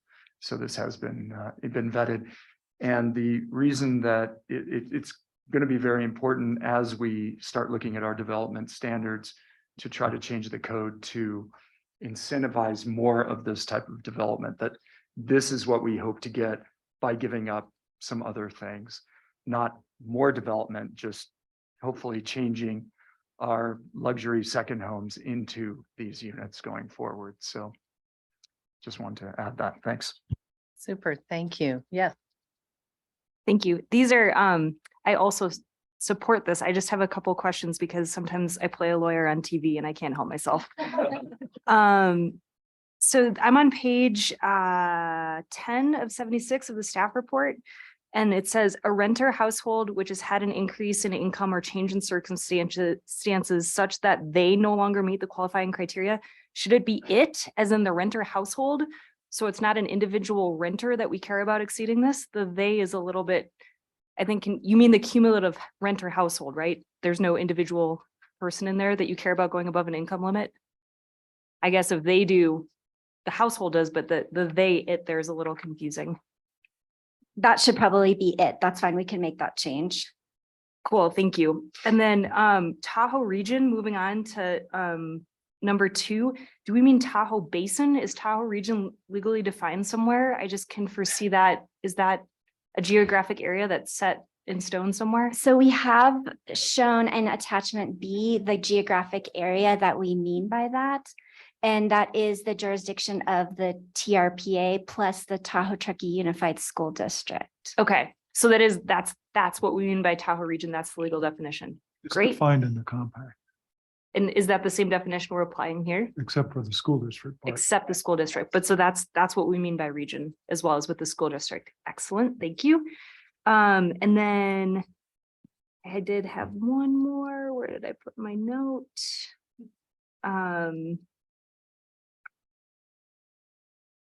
Sorry, I had one more of just these little ticky-tack questions just to make it clear. Sorry, Madam Chair, you might have to come back to me. I lost my note for a second. Thank you. No problem. Ms. Aldine. So I appreciate the addition of the wording, Karen, having to do with, our ability to assess for violations under the compact. Can I just suggest in 2 places? One, this wording appears under the declaration under paragraph 3, and then again in the compliance form. I think would be a little less awkward if we said failure to comply with the requirements of this deed restriction may result in a civil penalty of up to $5,000 per day for each day the violation persists, as opposed to for each day for which the violation persists. So it occurs in 2 places. Okay. And then the only other question I had just for usability of the compliance form, paragraph 2 talks about the units by number of bedrooms. If you have say the owner owns multiple units, number of studio units, number of 4-bedroom units, it's awfully difficult for them to reply to the questions under the subsequent paragraphs. For example, has the unit been used as a second home? Well, if I own 10 units, how do I respond to that? Do we have to submit a separate form for each unit? Or can we amend the language to say, as you have in 4, the unit or units was, were, rented? In other words, can we add that plural element to paragraph 5? In other words, Yes. have the units been used as second homes? I mean, you'd have to do quite a bit of, I'm just wondering if it would be easier for the applicant to fill out more than one form if they own multiple units. It does look like we should make that change for 3 and 5. Right. And I mean, these will be the cases of apartment buildings where there's a property manager who's submitting a form for the entire building. So, but let's say you have one or multiple units are being used as vacation rentals. The question is whether or not they'll actually disclose that. But if they are honest, they're going to be hard pressed to provide you with the information you're requesting, given the way the form is currently. And Karen, can I follow up on that? Just because I believe that in Placer County anyway, we're talking about 1 per occupied unit. That they have to, I mean, that the forms are individual. That's what Placer County requires? I believe so on multi-family developments, so that, because an owner could say yes and check it all off, but we're requiring proof of employment for each to show that local employment factor. True. So I think we can ask,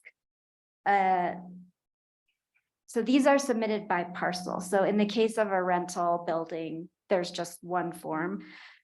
I mean, we're also going to be doing audits, so we're going to be randomly auditing some. So I think I propose that we make the change that Ms. Aldine is proposing. So for number 3 and number 5, say the unit or units.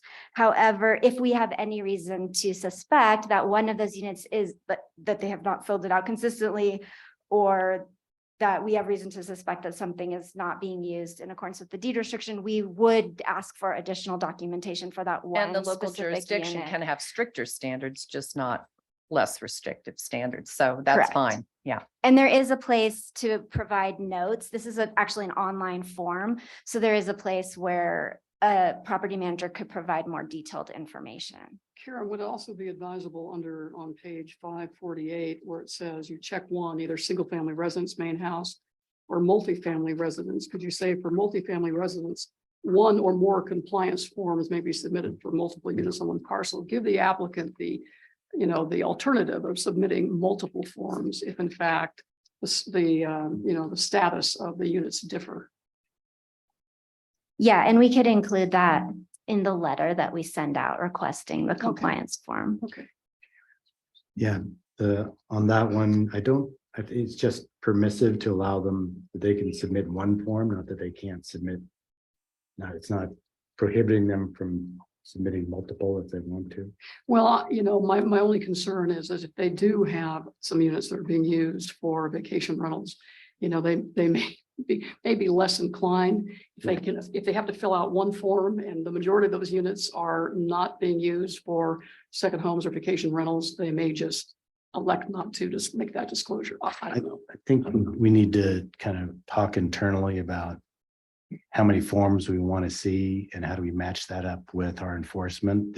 You're not adopting this form today. Yeah. So Okay. your input is great, and maybe, I think it's best if we take another look at this and we might make some adjustments in line with your comments to make certain that.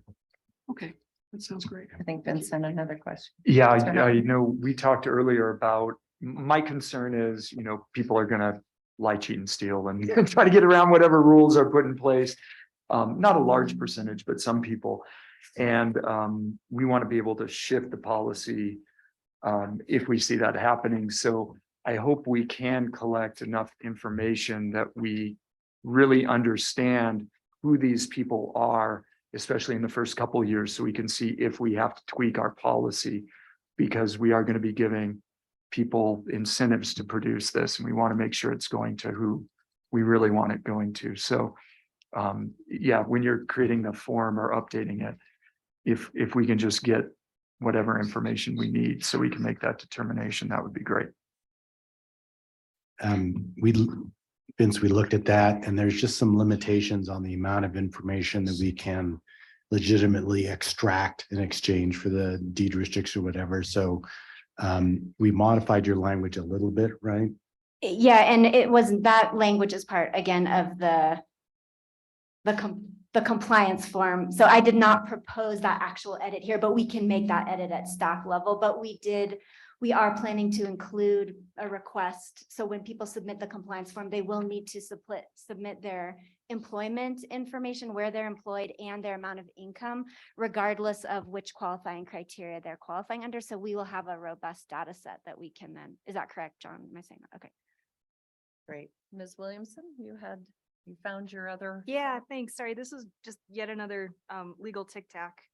Just on page 17, the primary residence and what it shall mean. And I see that one of the things TRPA is looking for is for income and tax purposes. I know the IRS is a standard definition of primary residence and of secondary home, but it looks like ours is a little bit broader than what the IRS is going to consider primary residence or secondary home, because it's that would be one thing we consider among other factors. I'm sorry. I'm I'm just- working off of the whole packet rather than Sorry. a separate page. What are you looking at? What specific document are you looking at? I am looking at the actual declarations of covenants, conditions, and restrictions, achievable area medium income housing. And it's just, my question is, so that we're all on the same page, sort of, I think maybe to Vince's point of definitions and what we're considering primary or secondary homes, just that our definition of primary residence, to me, looks to be broader potentially than what the IRS considers a primary home.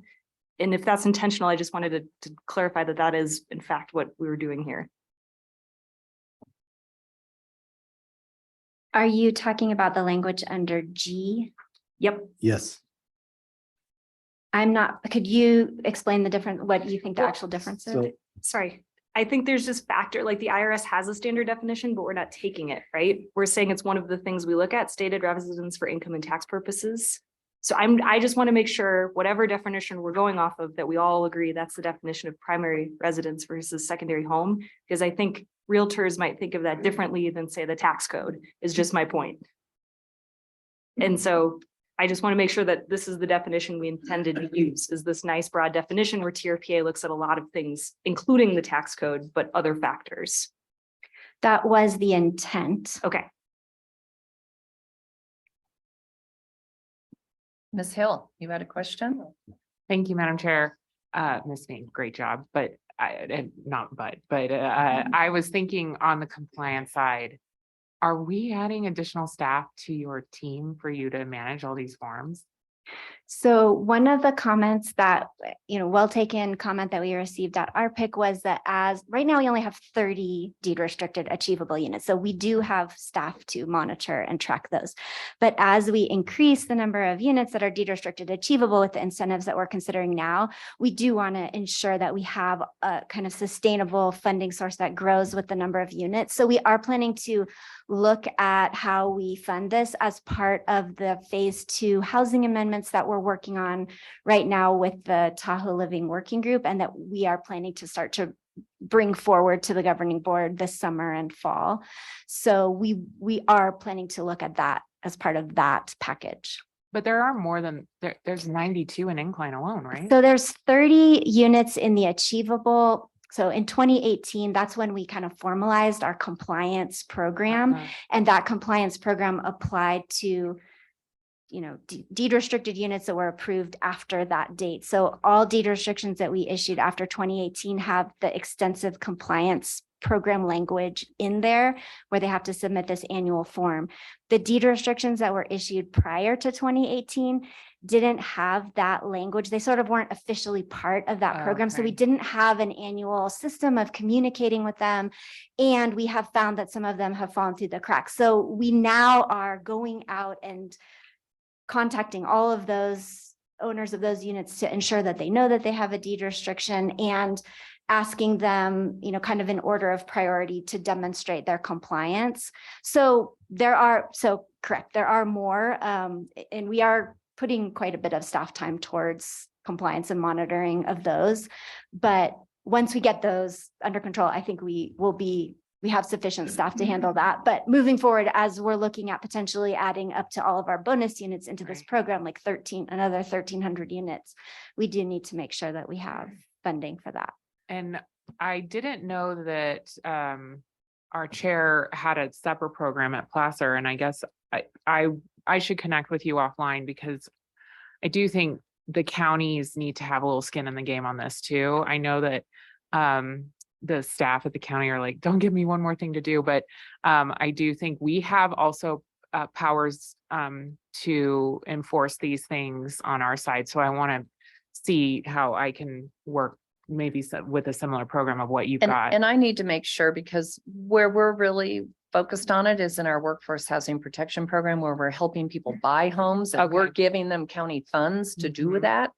And so that's where we're really making sure they're in compliance. Okay. And so I don't know if what we're doing on the rest of the achievable. So let me double check my VEX, but I know we're definitely making sure they're in compliance when we write a check to help buy the house. Yes. Oh, I can see that. Yeah, yeah.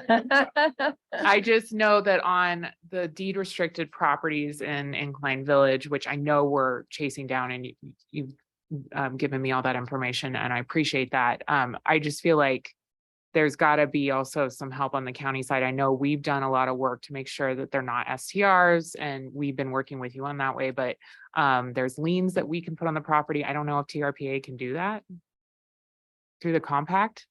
Our authority is more limited than Right. yours in that. That's what I thought. So I think that some of the people who've been reaching out to me on this are like, yes, we want you to uphold these deed restrictions. We want you to do this right. We want accountability. We want it tracked, but how do we make sure the enforcement is done properly? And so I guess that's where maybe the second phase of the program, we talk about that enforcement partnership with the counties that are part of the compact, because I think we need to support the work, is my thought. Okay. And then the other thing I was hearing, there's this worry about property managers being responsible or not being responsible on if people lie on their forms, and who's accountable, because if they're a renter and it's property manager over an entire property, I don't know, who would be accountable on that. Do you want to answer? Or? We've already talked about this, so please go ahead. The owner of the property is responsible for disclosing the deed restrictions. So presumably if they're working with the property manager, that would be part of their agreement with the property manager to make sure that property manager is helping them with that. But ultimately it's the owner that is responsible. Okay. And that would be the person that we'd be fining, not the property manager necessarily. Correct. Okay. Because that's a different arrangement. Correct. Just want to make sure I get that on the record, because that seems to be right. There you go. It just seems to be a concern that I'm hearing from community members on that. So those are my only questions right now. Thank you. Thank you. Ms. Faustina. Yes. I'm going to get it right. Yeah. Okay, I answered everything. So the question I have is about how this is going to, once hopefully it's adopted, how is this going to be communicated so people are aware that this is available? So I'm sure you have a communications plan that's built into that, but just very high level, how does that work? Thank you. So we have been, as part of the Development Rights Strategic Initiative, when this achievable category was first created, we did do a big outreach. We met with all of the local jurisdictions to let them know about it. We do an annual webinar for real estate agents to let them know about it. So we keep this information kind of in those, well, with local jurisdictions, we do trainings. And this is kind of the same with the real estate agents. So that's some of the main ways that we do it. So I'm just thinking, new employee at TRPA coming in that is looking to, take advantage of this. How are employers communicating that information to, potentially eligible candidates? Is that part of the mix at all? I mean, I think as we get more and more of these units, we will be able to kind of advertise the number that are out there. And I imagine that the owners of these properties would be advertising that themselves. For instance, in South Lake Tahoe, we permitted a 20-unit apartment building under the achievable deed restriction. So I assume when those are built, that property owner will be, letting people know that this is who this is for. Right, but there's no centralized, data bank, if you will, of where these units are at this point. You go ahead and answer that. We do have a centralized database. We need to keep thinking a little bit under our data sharing protocols. We don't usually kind of advertise the addresses of private people who are part of a program, but we do want to let people know where these units are. So I think that's something we need to keep working on internally. Great. And thank you, Madam Chair. If I may just amplify to Karen's excellent answer. Also, we do, and as part of our general community engagement, a lot of outreach just with community members, the business community, with employers through various channels. And so we are working so hard at your direction to work on housing policy that will include this as part of like some announcements of big things that we're working on as an agency and make sure that the word gets out. Great. Thank you. Mr. Friedrich. Thank you. Thanks, Karen.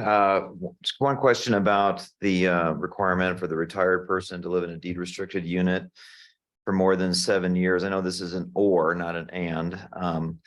But I'm imagining, is there a case where you have someone on fixed income who is moving to be closer to their family on Tahoe, who is close to the hasn't lived in a deed restricted housing, but would certainly be with someone you'd want to support to have housing.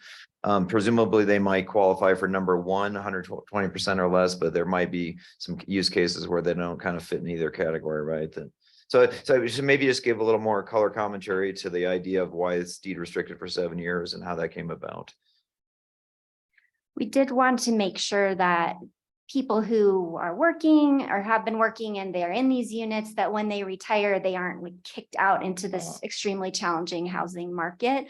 So if you're someone that's been in this deed restricted program, you can stay there after you retire. And other areas like Vail have a 7, and I believe Placer County as well has a 7-year requirement. So it's not like you can't just move there for 1 year and then retire and get to live in the unit for the rest of your life. But that's why we included the 7-year. I mean, it is, one of the things, it's a challenge to write code that exactly captures the group that you want without excluding anyone that you want or including anybody that you don't want. So, there are probably some situations where someone on a high fixed income who wants to move up here to be close to their family would not be able to live in one of these units. Is that what you're asking, or are you asking kind of the reverse? Along those lines. Oh, sorry. So another question is just on the local workforce, just another scenario. If someone is, let's just say they don't quite qualify for the 120%, let's say they're 125%. But they're just barely make enough to live here, but they get an opportunity for a remote job and they want to take it in part because they want to help take care of their kids at home for a couple of years or something. What would happen in their case? So if they own the unit, there is ownership there's language in here related to what happens if you own the unit and you suddenly you no longer qualify, and if you rent. So if you're renting and you no longer qualify, you have a year to relocate. If you own, you can continue to own it. You have to submit a form every year to us explaining how you no longer qualify and that, you're still a permanent resident. But when you sell the unit must be sold to someone new who qualifies. So if you own it and you get, overqualified, you can remain in the unit. Right. So the main consequence would be for a renter who pursues a remote opportunity for some personal reason.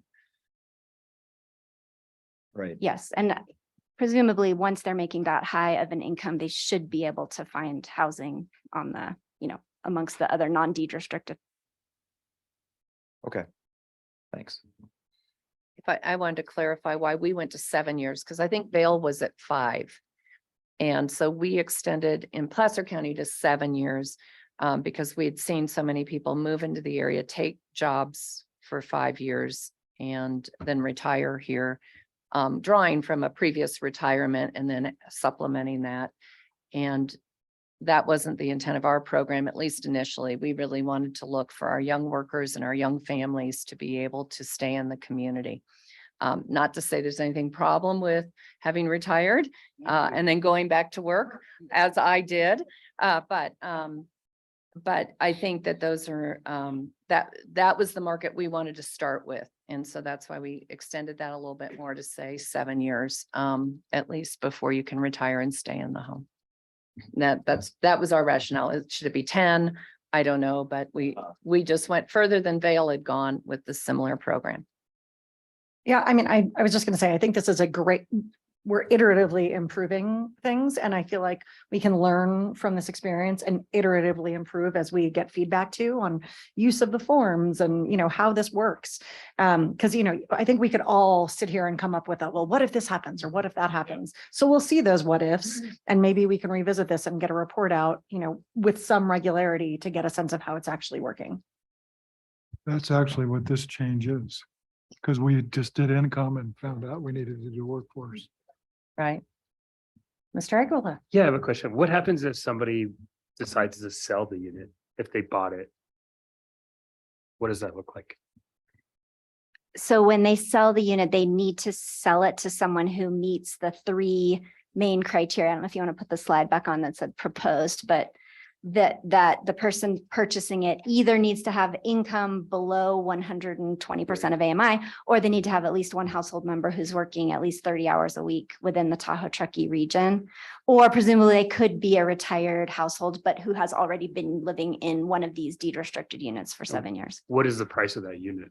We do not set the price. So this is more saying who lives in the unit. So the home will have to be affordable to someone who meets one of these criteria, but we aren't actually setting the price. So the market sets the price. The market sets the price. It's kind of like creating a separate market for workforce. So then the buyer, so it's like a 50+ community in Las Vegas.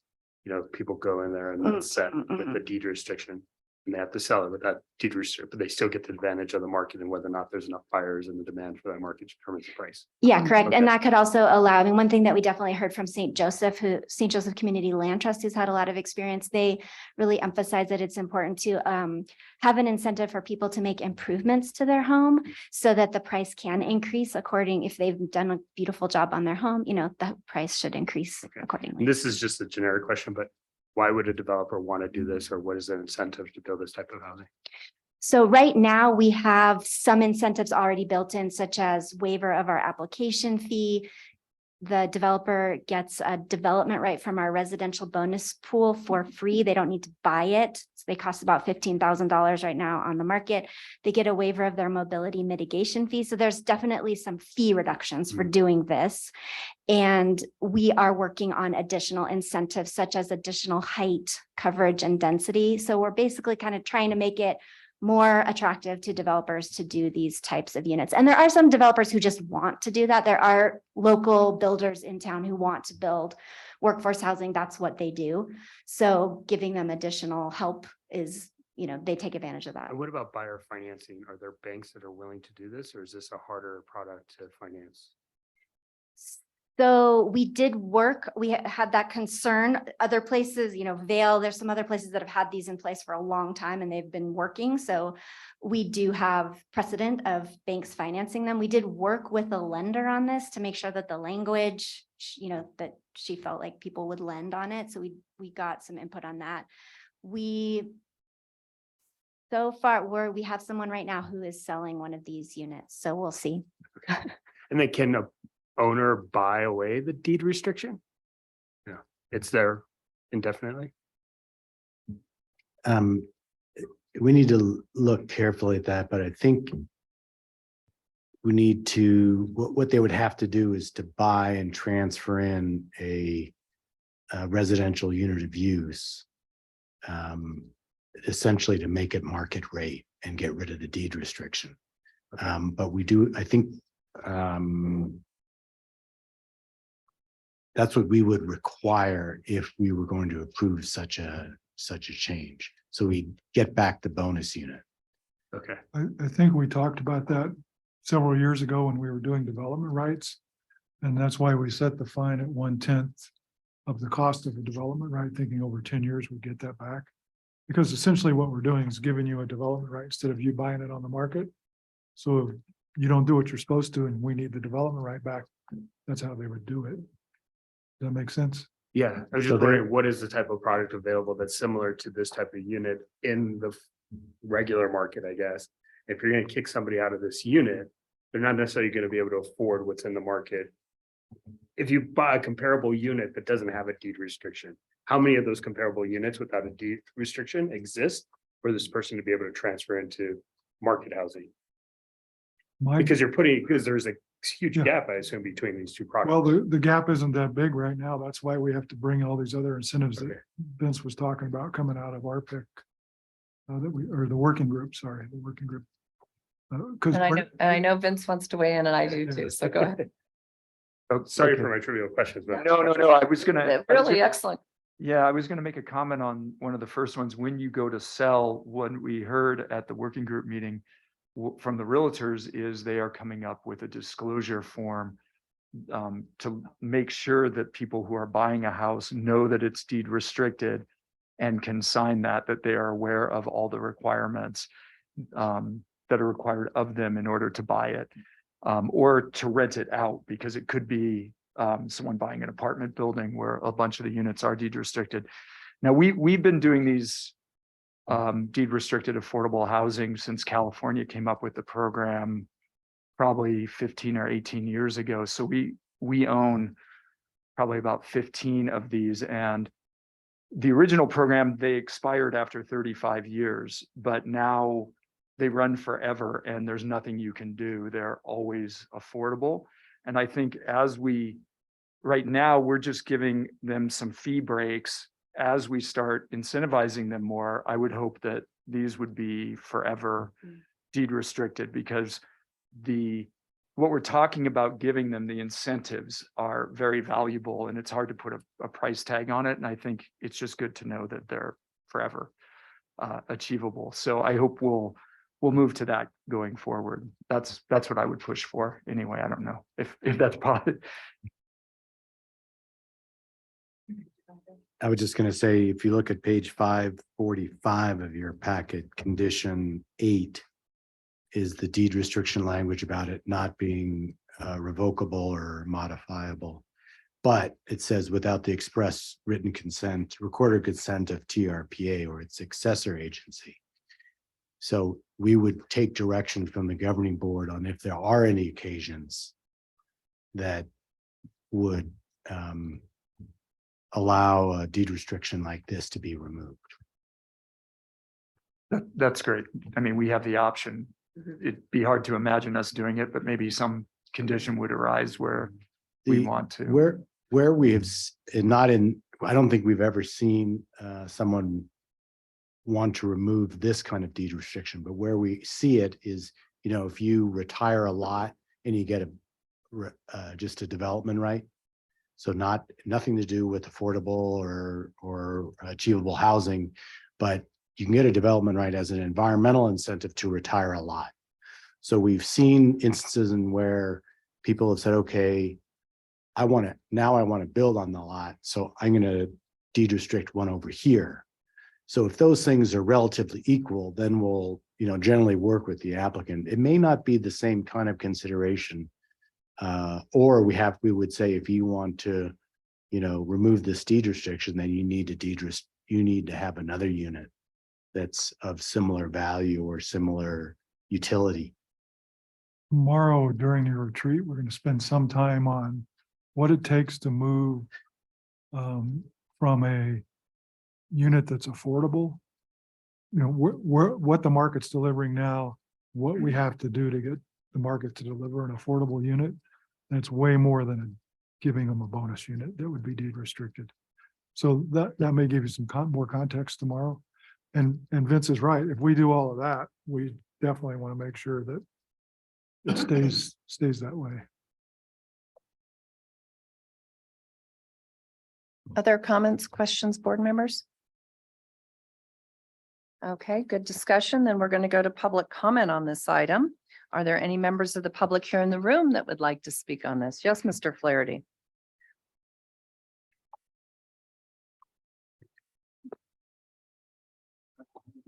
There we go. Doug Flaherty speaking on behalf of myself as a resident in Incline Village. I didn't bring my packet or my past comments regarding this issue, but I guess I'm concerned about TRPAs additionally becoming a police state type basin where you're running around putting restrictions on buildings, housings, properties. And I think, as you know, who's going to do all this enforcement, I guess, is the question. The other thing is, just looking at this from an average person's point of view, you've got a missing middle. Is there a missing low? Somebody that's barely able to move in to a deed restricted unit. What if the person or persons experience a hardship? Oh, you can stay for a year, but after that, you got to go. That's discrimination. You're discriminating against other retired persons who don't match your criteria. You're a government agency that's discriminating, as I read through many of these items, against classes of people. In staff reports, oh, we're going to better serve the missing middle. What's that? What's the missing low? We're going to create a situation where public service local workers will be able to afford to live in Lake Tahoe. Don't know about you, but when you create a class of workers in your staff report, that's discrimination against the other class of workers. When you make a statement on record that in Placer County, we were looking for assisting the young persons, that's age discrimination for the record. So I think, I don't know, Mr. Marshall or whoever ought to really take a hard look at the various portions of these code changes that are going to discriminate in any way. It's all well-intentioned, don't get me wrong, but it is ripe with potential allegations of discrimination by class, age, so on and so forth. Thank you, Mr. Flaherty. Are there any members online that would like to address this? Madam Chair, we have two hands raised online. Okay. The first hand up is Scott Teach. Scott, if you unmute, you can address the board.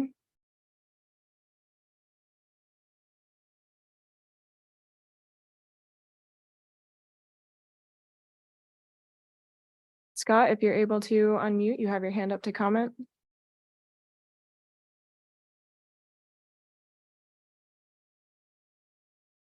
All right, we'll circle back to Scott. The other hand raised is Amanda Johnson. Amanda, if you unmute, you can address the board.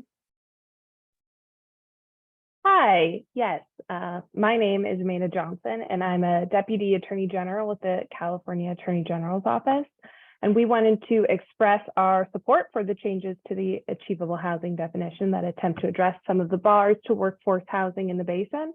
And we appreciate the added penalty measures that will ensure that these changes and that the housing produced remains available to the intended groups. And we look forward to continued discussions on enforcement within the basin. Thank you.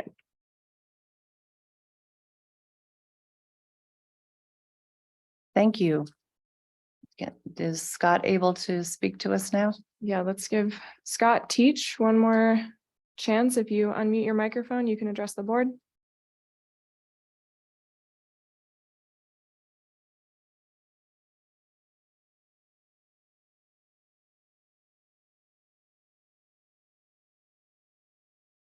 Madam Chair, there are no other hands raised to comment on this item. Scott, we're sorry we can't hear you, but please send us your comments if you can hear us. Okay, then we'll close public comment. And I would look to any other discussion or a motion. Yes. There's no further discussion. I move to recommend adoption of the required findings as contained in attachment E, including a finding of no significant effect. The adoption of amendments to the TRPA Code of Ordinances related to 1, the achievable deed restriction category definition, including changes to sections 52.3.4 and 90.2 and 2, driveways for accessory dwelling units, including changes to section 34.3.3 as described in the staff report. Thank you. We have a motion on the table. Maria, will you call the roll? Ms. Conrad Seda, Yes. Ms. Aldine, Yes. Ms. Faustinos, Yes. Mr. Aguilar, Yes. Mr. Friedrich, Yes. Ms. Dis, Yes. Mr. Honigman, Yes. Ms. Hill, Yes. Ms. Lane, Yes. Mr. Rice, Yes. Mr. Settlemeyer, Ms. Williamson, Yes. Ms. Gustafson. Yes. Madam Chair, the motion passes. Thank you. I further move to Okay. recommend adoption of ordinance 2023 as contained in attachment A, amending ordinance 87-9 as amended for the adoption of amendments to the TRPA Code of Ordinances, chapters 34, 52, and 90, and as amended on the record. Okay, Maria? Ms. Williamson, Yes. Mr. Settlemeyer, Ms. Lane, Yes. Mr. Rice, Yes. Mr. Honigman, Yes. Ms. Hill, Yes. Mr. Friedrich, Yes. Ms. Dis, Yes. Ms. Faustinos, Yes. Mr. Aguilar, Yes. Ms. Conrad Seda, Yes. Ms. Aldine, Yes. and Ms. Gustafson. Yes. Madam Chair, the motion passes. Thank you. Hey, Cindy, Yes, would you mind if I address one of Mr. Flaherty's comments? sure. You're very right that this is addressing one specific tier of people. This is a tier that we believe the private market will be able to address without subsidy. We'll still have more subsidized, lower or deeper levels of affordability, like the project in South Lake, the what is it? Sugar Pine. I'm like, I just can't think today. Sugar Pine Village, which require a lot of public subsidy, but allow you to have a much lower income level. So there are different tiers and different ways of addressing them. And we've just redefined this one specific tier that we're going to be working at. But so I just wanted to make that clarification so you know.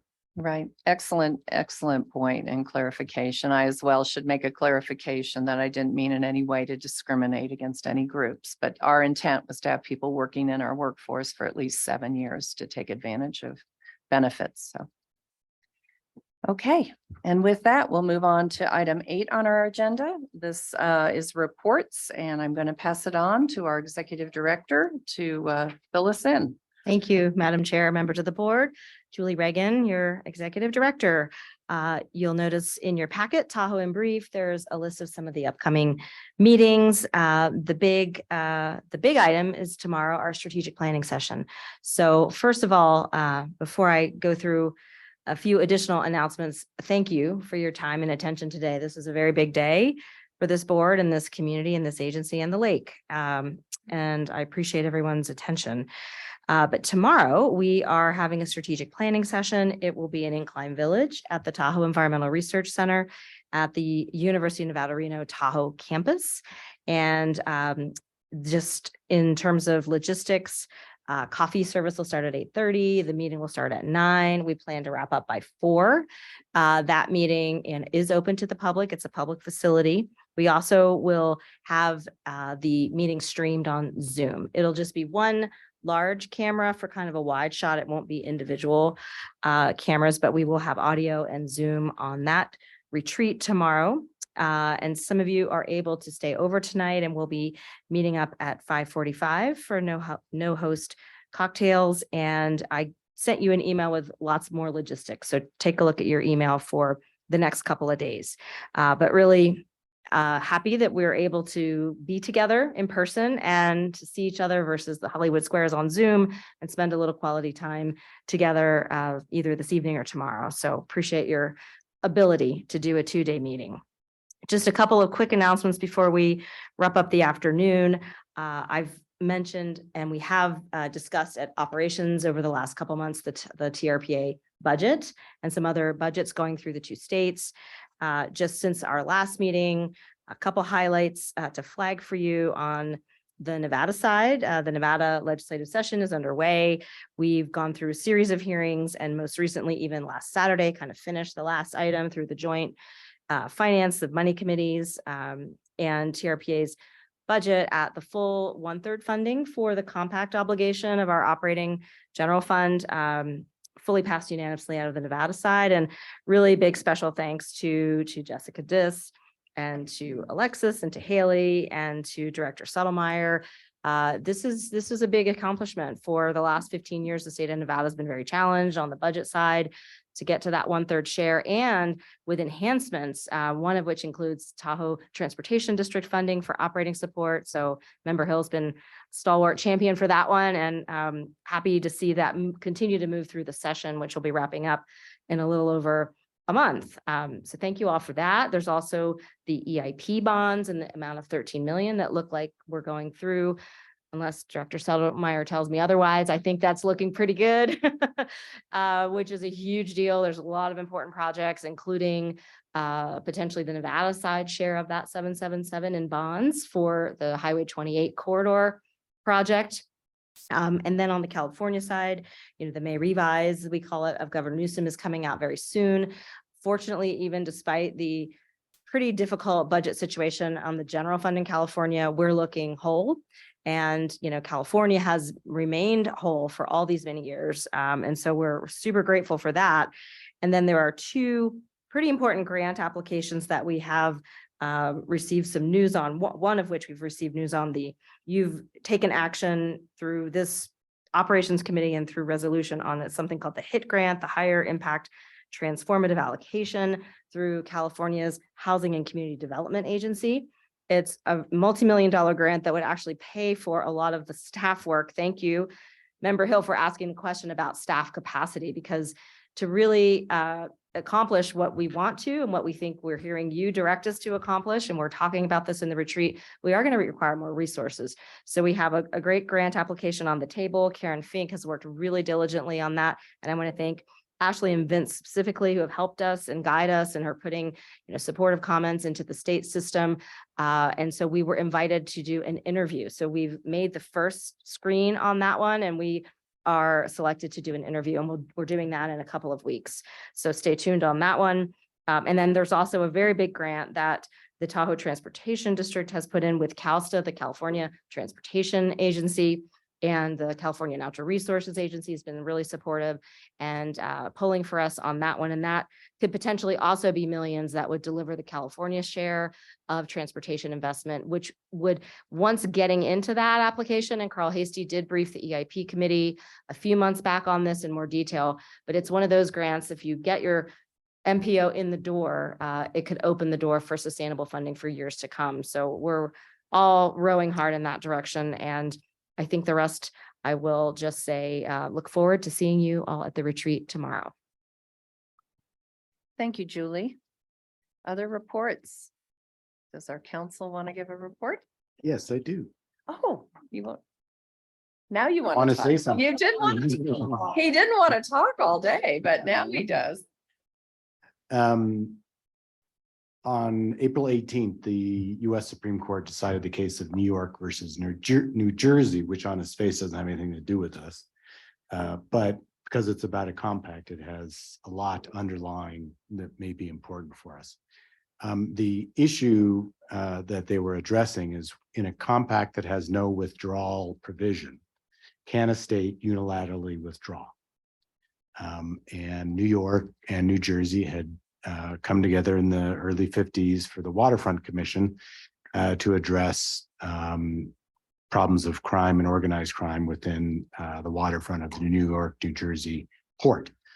A lot of underlying political issues here with labor, and a lot of stuff's going on that I won't talk about necessarily, but New Jersey wanted to get out of the compact. Most of the jobs have moved from New York to New Jersey. And they felt that their staffing, their state police could handle all the necessary investigations, et cetera. New York wanted to still have a say in what was happening on both sides of the port, and so opposed New Jersey's unilateral withdrawal. I won't bore you with all the kind of trial work, but when it came to the Supreme Court decided unanimously that New Jersey had the ability to withdraw unilaterally, even though the compact was silent on how does one withdraw from the compact. As I said, on the surface, this doesn't apply really to us because our compact has an express provision permitting the states to withdraw if they give notice, et cetera. So it doesn't really, that question doesn't really have any bearing on our compact. What was interesting about it is how they went about arriving at the decision and the interpretation tools they use. And for there's this kind of longstanding interpretation issue with compacts as whether or not, because as we know, if you enter in a compact and it's approved by Congress and the president signs off on it, it becomes federal law. So when you interpret federal law, there's certain canons of construction that you use to figure out the meaning. For compacts, the Supreme Court has authorized and often uses principles of contract law. So they often view compacts as contracts between the compacting states. And rather than using strictly, legislative interpretation tools, they look at what was the state of the law of contract law at the time of the compact was entered into. And there's a long discussion in the decision about, if it's an ongoing obligation, et cetera. And, I fell asleep in contract, so now I have to bone up on it. But, that's not really what's interesting. What's interesting is I think the court wanted to get to a certain result, which was to allow the unilateral withdrawal, and kind of made primary the rules of construction regarding contract law. And so there, they applied those rules and found that New Jersey could unilaterally withdraw. For us, it's more of looking forward to when we get in litigation, what really are the tools available to construe the compact. And we now really need to make certain that we look at what contract law had to say about that in 1980 or 1969 when the compact and the two states agreed. So it really is kind of giving primacy to this notion that a compact is a contract between the compacting states, and less kind of less importance to the fact that it's federal law. Notwithstanding that, there's some great language in here that says that once adopted, once approved by Congress and signed by the president, the compact becomes federal law and preempts any inconsistent state law. So because of those implications, the court was wary to say that a state can't unilaterally withdraw. So on the one hand, now we have to deal with contract law. On the other hand, some very strong language about the role of a compact and its preemptive power once it's adopted. The other case I wanted to briefly talk about is a case coming out of the Northwest with the Columbia River Gorge Commission. They have a compact provision that incorporates and requires the compact commission to adopt provisions regarding public records and open meetings, kind of like ours, not exactly, but kind of like ours. And someone sued them saying you violated state of Washington's open meeting law and Public Records Act. And so therefore compact, you have to, your action was invalid regarding a mine.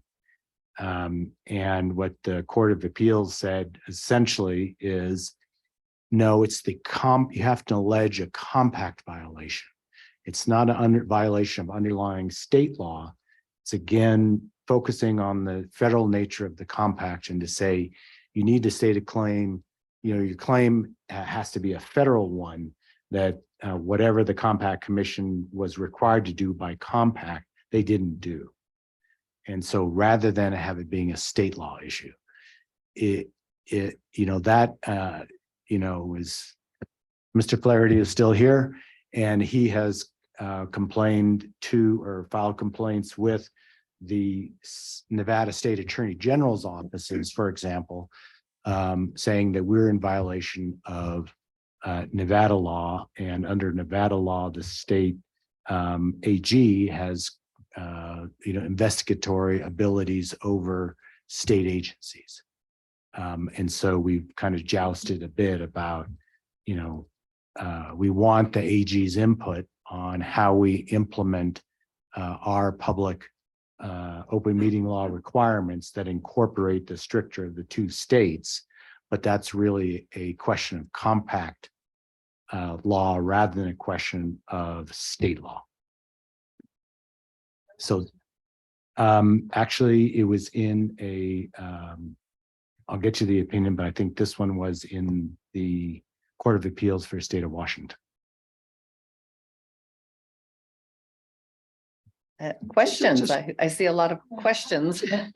Just in connection with the previous case, John, so, the rule of perpetuity is in common law states, as I understand it, that you cannot enter into an agreement in perpetuity.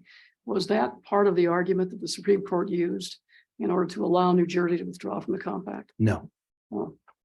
They basically said, you are sacrificing a huge chunk of state sovereignty by saying you have to stay in here into this compact unless another state, the other compacting state, allows you to get out if you haven't expressly agreed to it.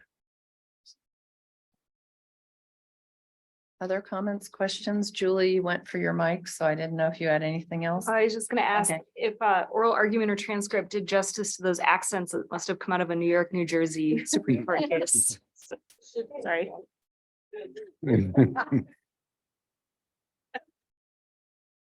Okay. Then we'll move on to governing board member reports. Agenda number 9 on any reports from governing board members. Yes, Mr. Rice. Just briefly, as many of you know, on April 10th, we had our VHR meeting. Good discussion. We came out of it with some good ideas. And the first reading of the new ordinance will be at our next meeting on May the 4th. Hopefully it gets through. I'm tired of, never mind. Without change, and that way we can approve it at the second reading. I'm not even cautiously optimistic on that one. Just to let you know, at the same meeting, we will be approving finally, after a year and a half, our contract negotiations with the Sheriff Department. And thirdly, our county manager is leaving. Yeah. We run them out every 4 years. No. And this one was great. We stole him from the state, and he's done a magnificent job. But there are family issues, and so we are looking at: do we stay in-house? Do we go out of house? And we have 2 excellent prospects that are in-house. I would just soon do that. You have a culture thing. And so far, our culture, in my opinion, is damn good. So hopefully we can get something resolved at that meeting, or if not, at least the next meeting. That's what I have. Any other board member reports? I'll just give a quick report that we did issue a letter today to Caltrans asking them to expedite emergency funding for the potholes. So anyone listening knows I am working on potholes. I have to drive those roads too, so just wanted to make sure. Then we'll move to committee reports. This is agenda item 10. And is there anything from local government and housing?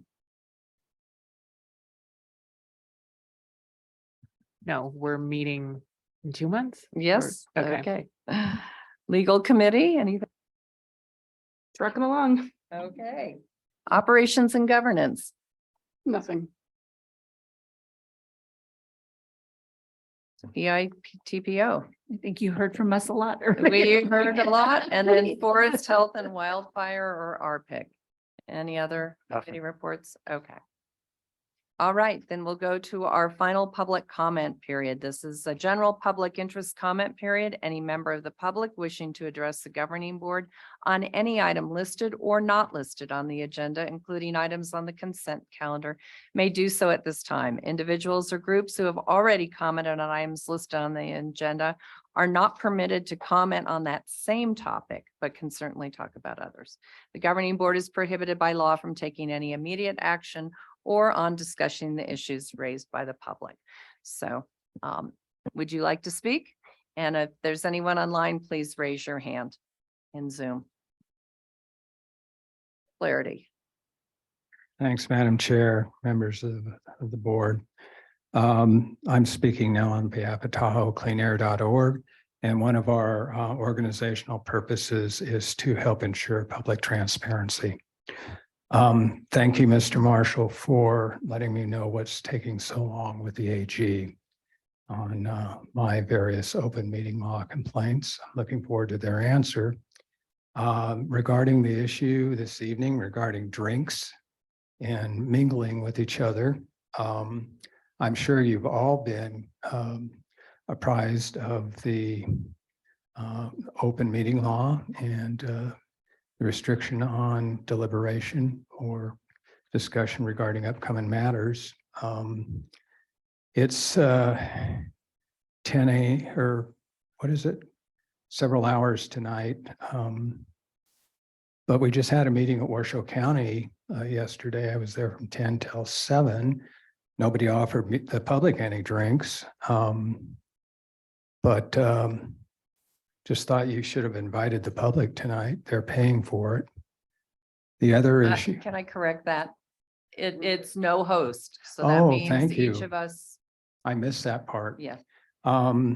But otherwise, I'll also be looking to file a public records request for all the expenses connected with this evening. But if it's entirely no host, maybe there are none. Mr. Marshall's comment about the Supreme Court, that gives equilibrium and harmony a new perspective. And I'll certainly be looking to find out any way that Nevada has not received equal environmental protection over California or vice versa. Looking forward to, I've got plenty of stuff to do, but that'll be item number 20. Second, lastly, I'd like to go on the record to state that you all unanimously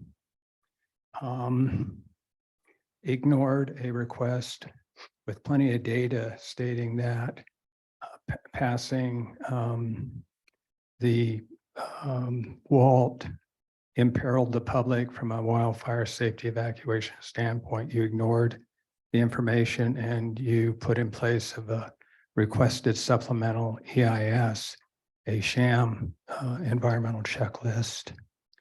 And that's it. Thank you so much. Thank you, Mr. Flaherty. Do we have anyone online who would like to address the board? Madam Chair, we have one hand raised online. Rhonda Tyser, if you unmute, you can address the board. Thank you.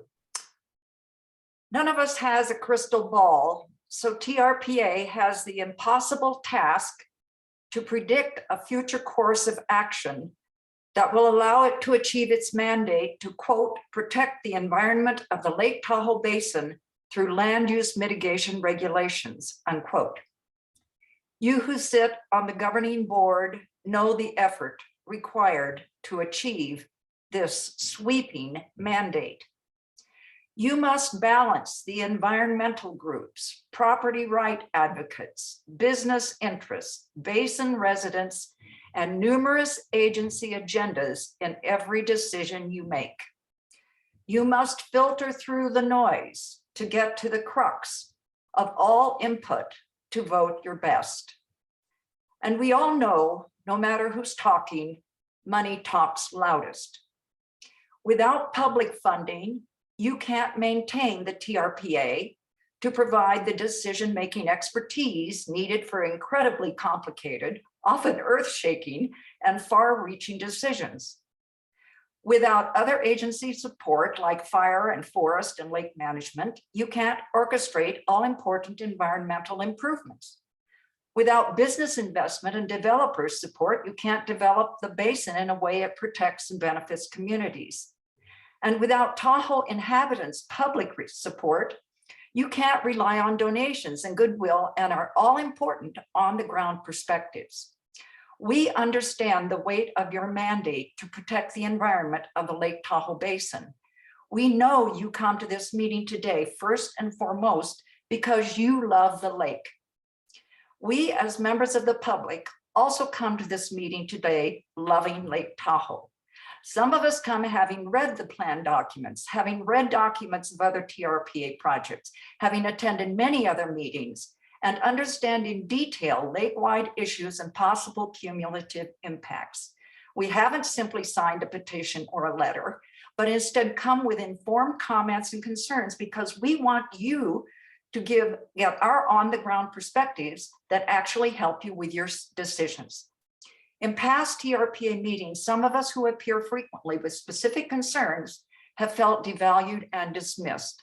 So on behalf of all the members of the public who provided input today, I thank the board for listening with an open mind, recognize that our input is as critical as that of the businesses, developers, other agencies, and your own staff reports. We all love the lake and we want the best decisions for it. Thank you. Thank you, Ms. Teiser. Are there other commenters?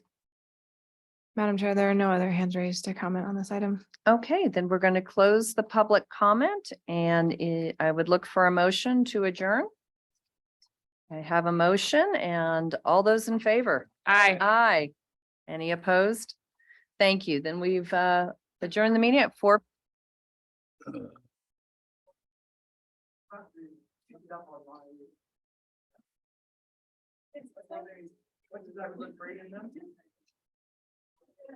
Minor